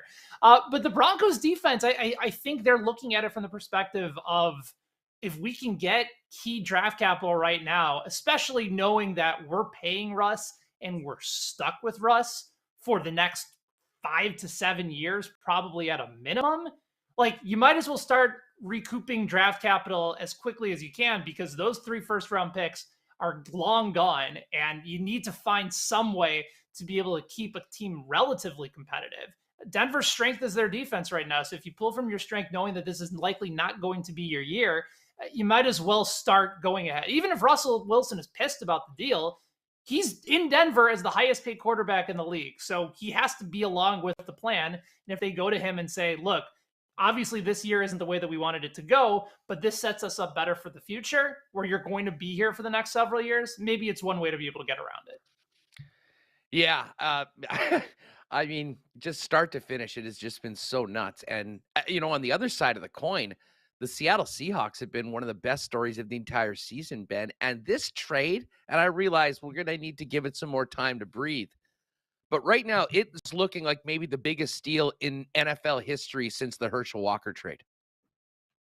It's remarkable because with Geno, remember, he was still a second-round draft pick, and I think the first quarterback off the board, but you saw extended times where he would have these great games. Like, this year isn't the first year that Geno Smith has flashed. It's been him flashing for the first half of the season and not falling off by any stretch.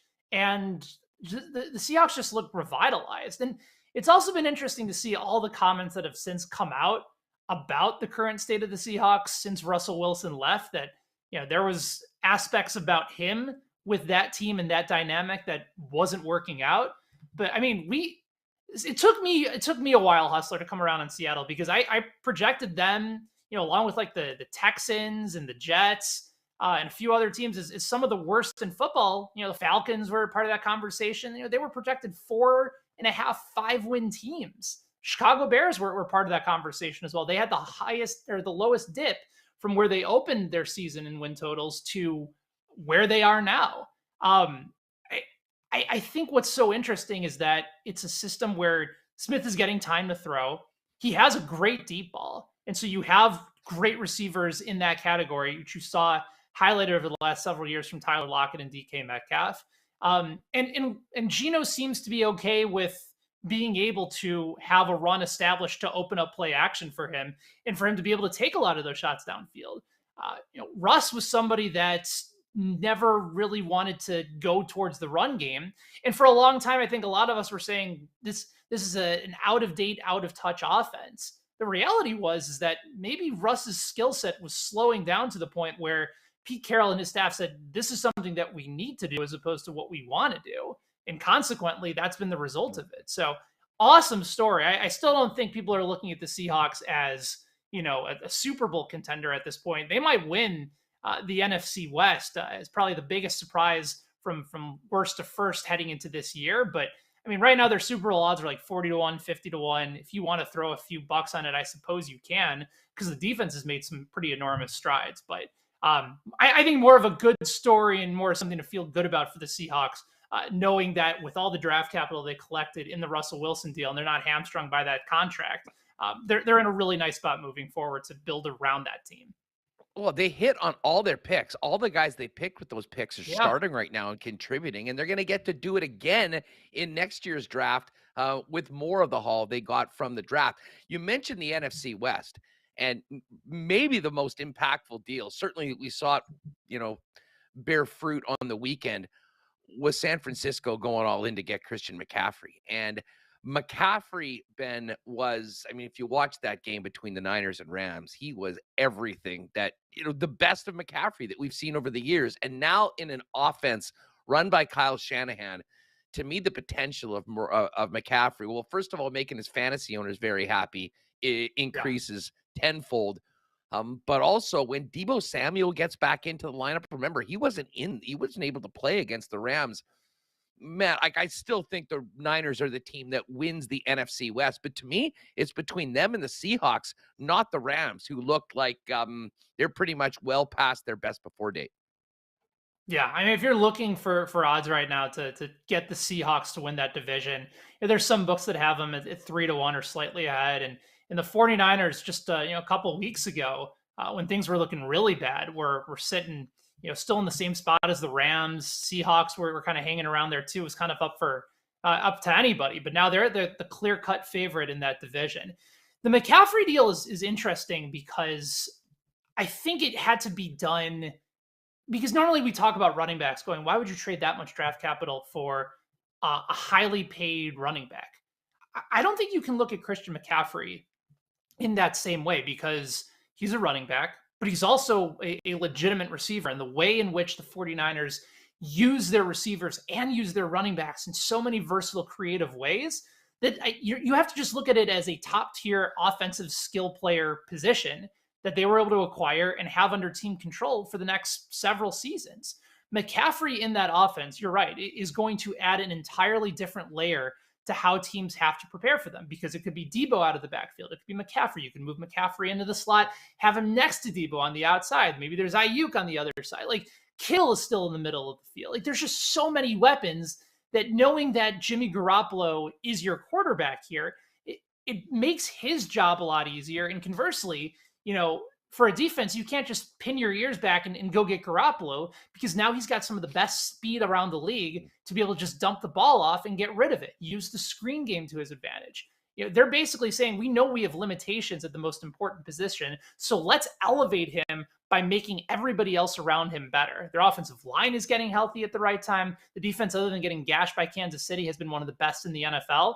Like, this is a dangerous team. Like, a very legitimate, dangerous team where as long as Garoppolo doesn't cost them games, which has been prone to happen, yeah, I like the 49ers, especially in an NFC that I think has a chance to be very wide open. 49ers and the Eagles right now look like the two clear-cut best teams in the NFC. So I think that's probably the way to go. I certainly like San Francisco and their odds to win the Super Bowl. And you know what? Just tying the Niners back into the trade deadline, and we mentioned the Chubb deal. It really is incredible when you do the trade tree of the Trey Lance trade that the Dolphins used one of their picks to move up to get Jalen Waddle, the other Right. one of the first rounders to get Tyreek Hill, and now the other one to get Bradley Chubb. And, more often than not, when teams trade for picks, they use those picks and they get the rookies. This has been a very different way of going about things, been a very aggressive way of doing that. But man, the Dolphins and don't forget, they've lost their number one pick for the tampering thing with the Tampa Bay going forward. So they've sort of realized what they had. They put it on the table, and maybe much like the Rams, they've used that to get elite talent right now. And the Dolphins, as long as Tua is healthy, I think are going to be a problem for a lot of teams in the AFC. I was a bit surprised because my buddy John Ewing, who works for BetMGM and always is tweeting out really interesting insights pertaining to what's going on at the sports book, said that they didn't move the odds for Miami after trading for Bradley Chubb, which was an interesting indication about how they feel about Miami and their chances to advance to the AFC Championship game and get by teams like Buffalo and Kansas City and maybe to a certain extent Baltimore. With regards to sort of where that could go.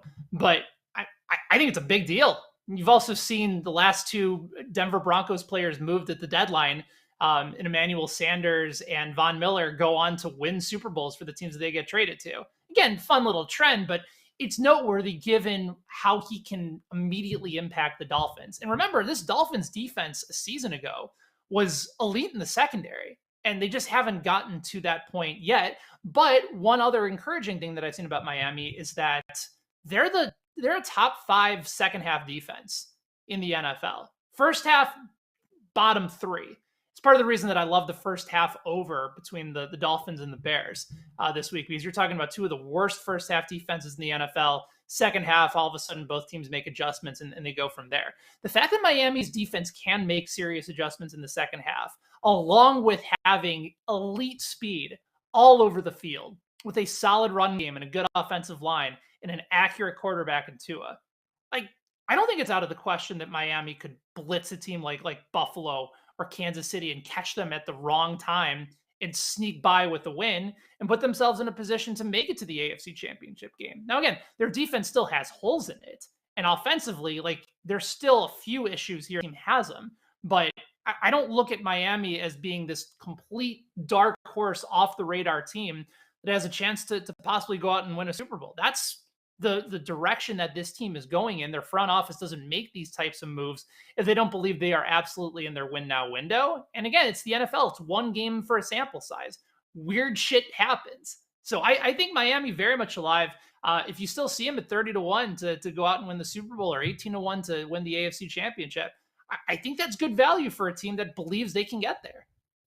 Yeah, I mean, I think most people do expect that we're going to get another game between the Bills and the Chiefs at some point, and most likely in Buffalo in January for a trip to the Super Bowl. But we cannot be ignoring the Dolphins any longer if you have done that. And I really think that this Chubb addition makes them far more dangerous against teams like that, because you're not beating either the Chiefs or the Bills if you can't get to the quarterback. Ben Heisler, managing editor of Betsided, is with us, talking a little NFL coming out of the deadline.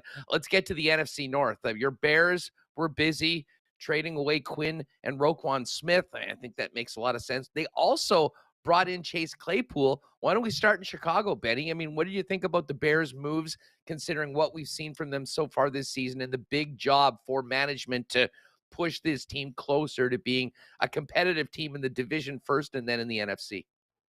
So it was kind of twofold for me. And I'll admit, initially when they made the move, my first reaction wasn't, all right, Justin Fields has some help now. They see a quarterback. They see a quarterback that they believe in.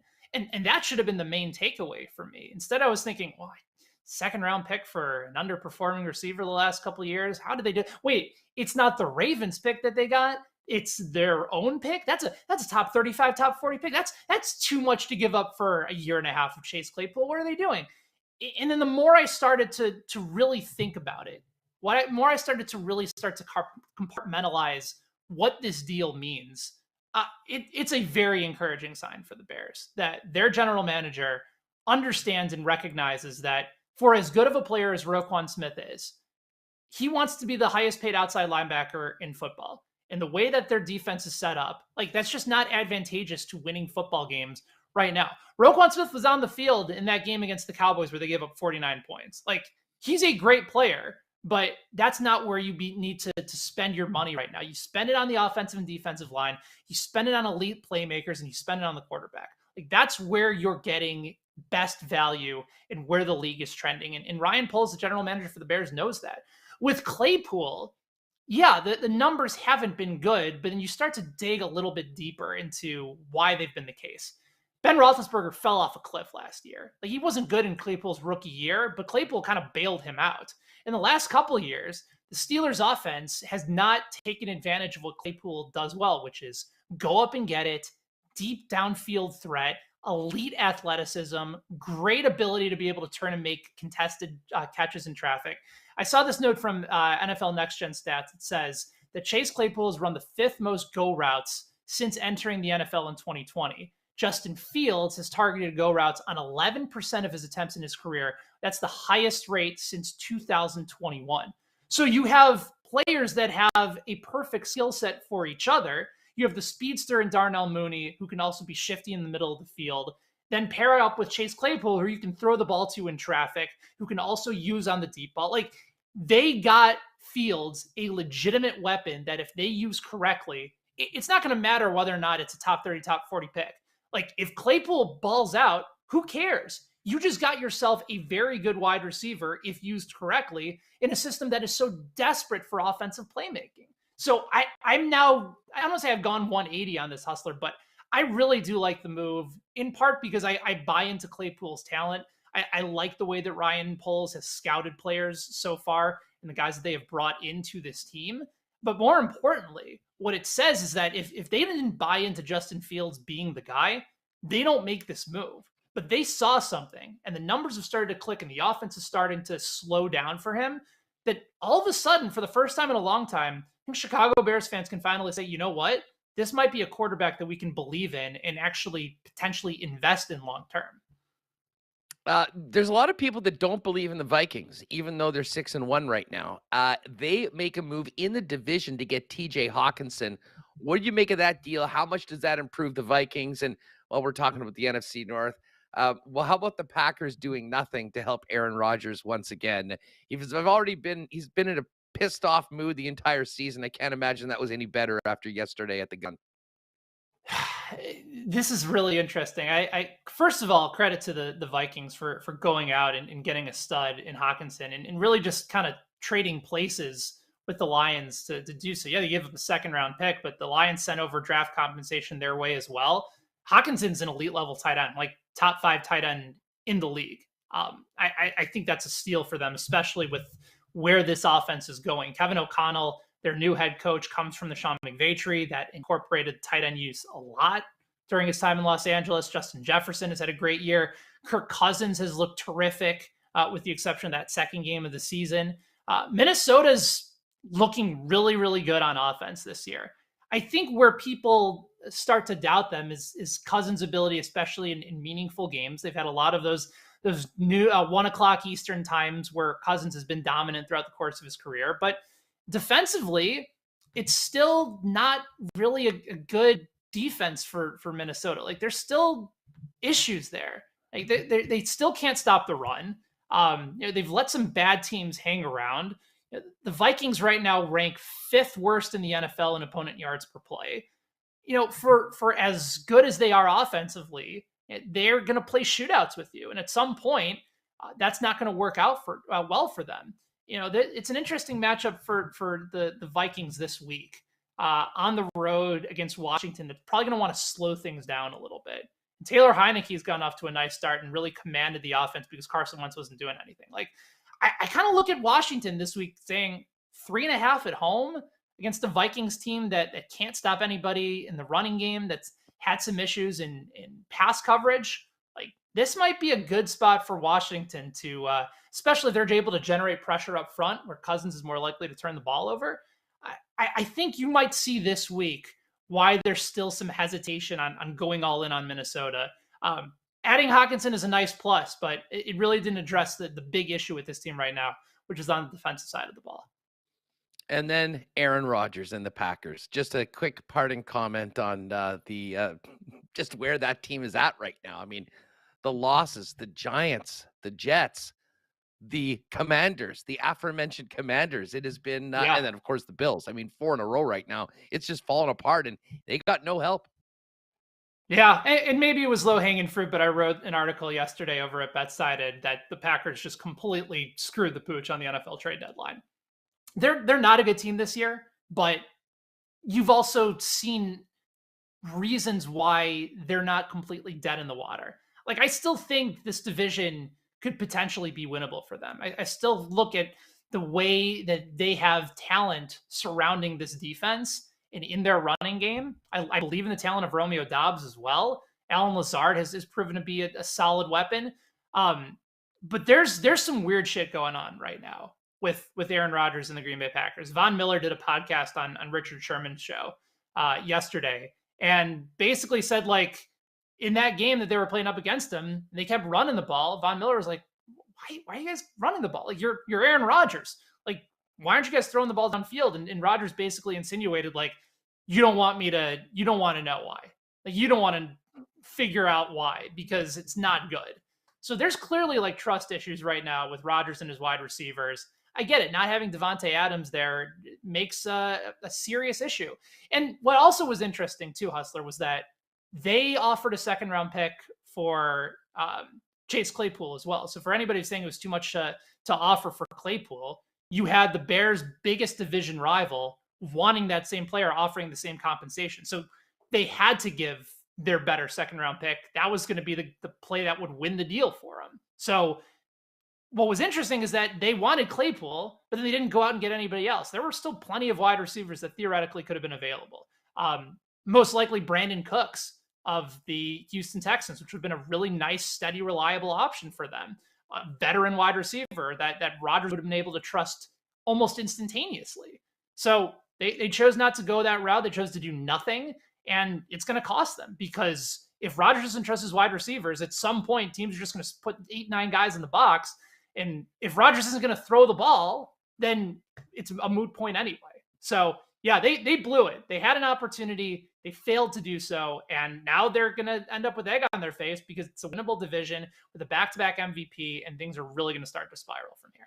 Well, no Viking fan, no Bears fan, and no Lions fan are shedding any tears for what's happening in Green Bay right now. Benny Heist, thanks so much for doing this. Keep up the great work over at Betsided, and let's catch up later on this season. You got it, Hustler. Always great to catch up with you, man. Appreciate it. All right, Benny Heist with us today. Give him a follow on Twitter at Benny Heist. Great to have Ben back on the program, and yeah, everyone else in the NFC North having fun. You know, speaking of trades and draft picks, there still is the most egregious pick, the most indefensible pick in recent NFL history was the Packers drafting Jordan Love, a backup quarterback, when having Aaron Rodgers and their receiver situation. But considering Vikes got Justin Jefferson, they're fine with that. They're fine with that. All right, we're gonna hear from Jansen Harkins. He spoke today. Hang tight for 1 second, but I do want to thank Nick and Nikki and the Nick and Nikki DQ for their great support of Winnipeg Sports Talk. DQ Blizzards are the elite delicacy of the ice cream game. But there's so much more. I mean, you got the peanut butter parfait, you got all the great DQ ice cream novelties, and some of the tastiest burgers around with the DQ stack burgers, not to mention honey barbecue chicken fingers, my personal favorite, and more. Pop down to any one of the 4 Nick and Nikki DQs with the fam the next time you have the opportunity. DQ Niverville, DQ Northgate, DQ Polo Park, and DQ St. Anne's. Such great supporters of ours from day one of Winnipeg Sports Talk. And hey, if you do think that a DQ ice cream cake would be a nice addition to an upcoming party or an event, you can hit them up on DQ Manitoba on Instagram at DQ Manitoba.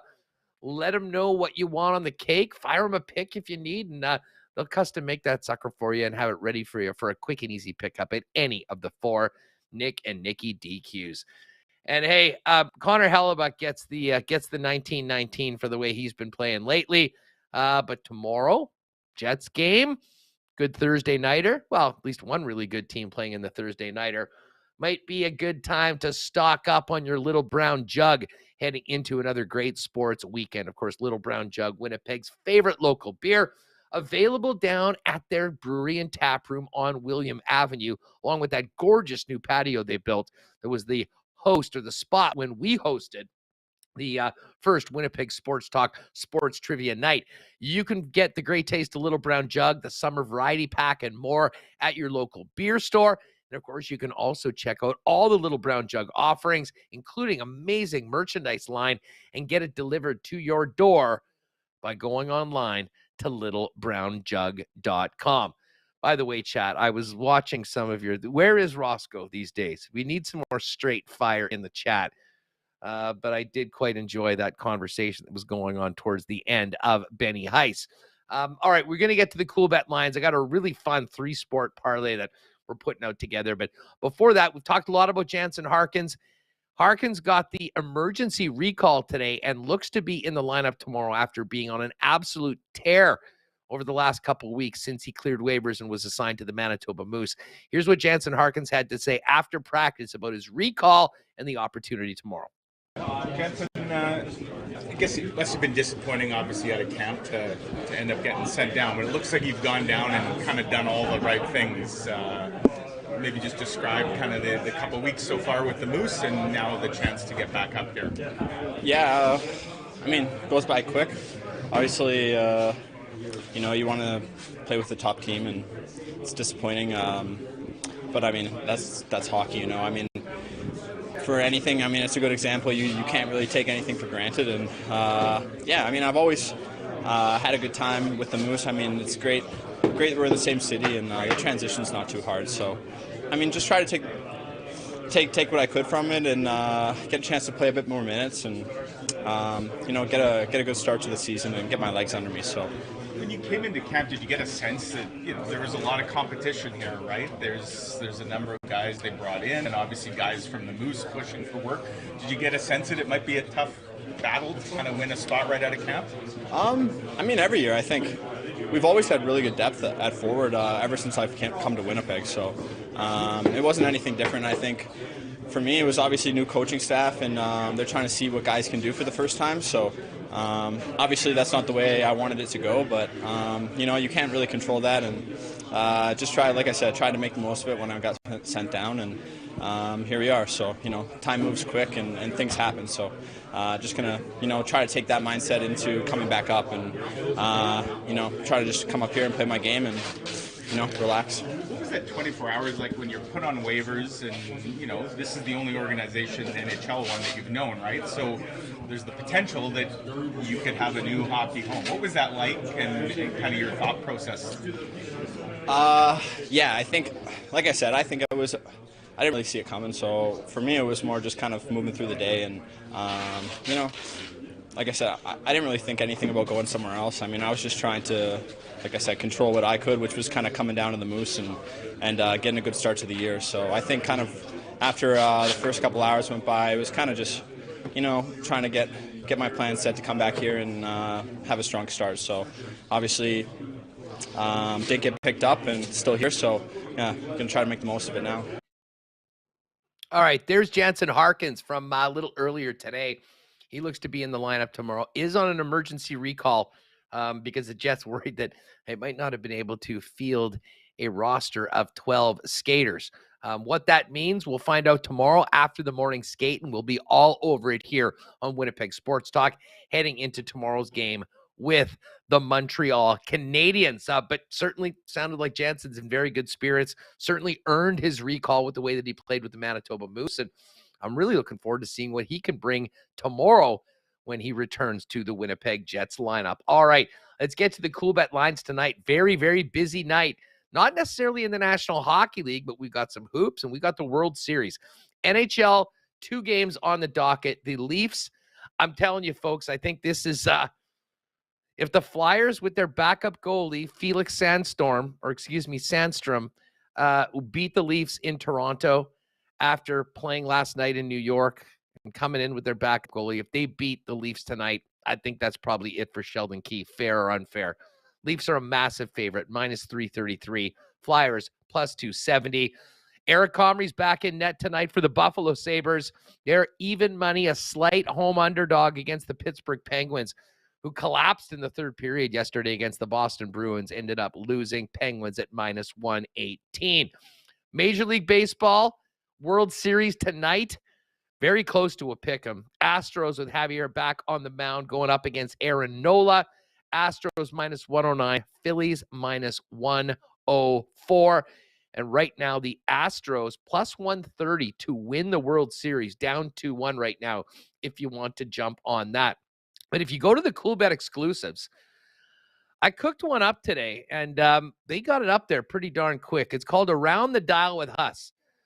We've got the Buffalo Sabres money line. It's going to be my pick of the day. But we've parlayed that, and why we call it Around the Dial is because we're going 3 different sports. Buffalo Sabres in hockey to win. Houston Astros in the World Series to win. And the Utah Jazz at 6-2 are in Dallas to take on the Mavericks. Luka did have, I think, 44 in their last game. But the Mavs have been really inconsistent. Win one, lose one, win one, lose one. And the Jazz are getting 6.5 points on this one. So the number they're giving us is 7-1 plus 700. Buffalo money line, Houston Astros money line, Jazz plus 6.5. There's also a couple of other interesting ones. The 6 exclusive, Leafs to win by 2 and Raptors to win by 7. Raptors are in San Antonio against the Spurs. And this has got to be Jake's. The Earn Your Keefe parlay, Matthews to score and Marner to record 2 or more points and Leafs to win is plus 190. All those picks, including the Around the Dial with Huss parlay, is in the left margin. Hit CoolBet exclusives, and you'll see those for today. By the way, Lock Shop will drop, and we'll do it live on Twitter in an hour from now. And keep an eye out. We're doing a big contest for the Lock Shop as well. So we'll tell you about that in the next coming days. But if you haven't played a CoolBet, if you want to ride with me on that one or bet another game, use the promo code WST on your first deposit. We'll hook you up with a 100% bonus up to $200 on your first deposit over at CoolBet. All right, great show today, folks. Good times. Everyone seemingly enjoying themselves in the chat. And tomorrow we've got a game day show. Looking forward to it. The return of my guy, Mo Khan. Mo, of course, in Montreal. We'll jump on, talk about the early season for the Montreal Canadiens. Might have to pick his brain on a little World Cup talk as well. Mo's always a great go-to guy for all things Canada soccer. Just 3 weeks away. And speaking of World Cup, we're going to tell you some really cool stuff about that. Maybe tomorrow on the program. Just waiting to drop that officially. But we'll also have Brandon Rowicki and more on tomorrow's Jets-Habs game, and maybe even a little more NFL talk, and probably a little preview for the Canadian Football League playoffs. I know Justin Dunk from 3 Down Nation is going to come on the show on Friday. We'll probably do a little bit more on that tomorrow, especially on that big matchup between BC and Calgary, where the winner will be here in the Peg in the cold, hopefully on November 13th for the West semifinal. Huge thanks to Jay Remo back at HQ today, getting us on and off the air. And thanks to all of you for making us a part of your day. Make sure you've hit that red subscribe button if you haven't already. Hit the thumbs up on your way out if you haven't beforehand. And if you get a chance, tell a friend about Winnipeg Sports Talk. And podcast listeners, if you can ever give us a 5-star rating and a quick little review at Apple Podcasts, much appreciated, and it really does help us spread the channel. That's going to do it for us. For Jer back at Mission Control, Michael Remus, who is away, and myself, Andrew Paterson. Thanks so much. Thanks to Murat, Scott Billeck, Benny Heist for joining us on the program today. And don't miss it tomorrow when we get ready for the Jets to return to the ice. All the latest information from the morning skate, the lineup, goalies, and more. We'll hit it when we get after it tomorrow at 1 p.m. live right here on YouTube on Winnipeg Sports Talk Daily. Have a great night, and thanks for being with us. Oh, my God! Oh! Shut it down! Let's go home! Thanks for tuning in to Winnipeg Sports Talk Daily. Make sure to subscribe on YouTube and your favorite podcast feed at winnipegsportstalk.com.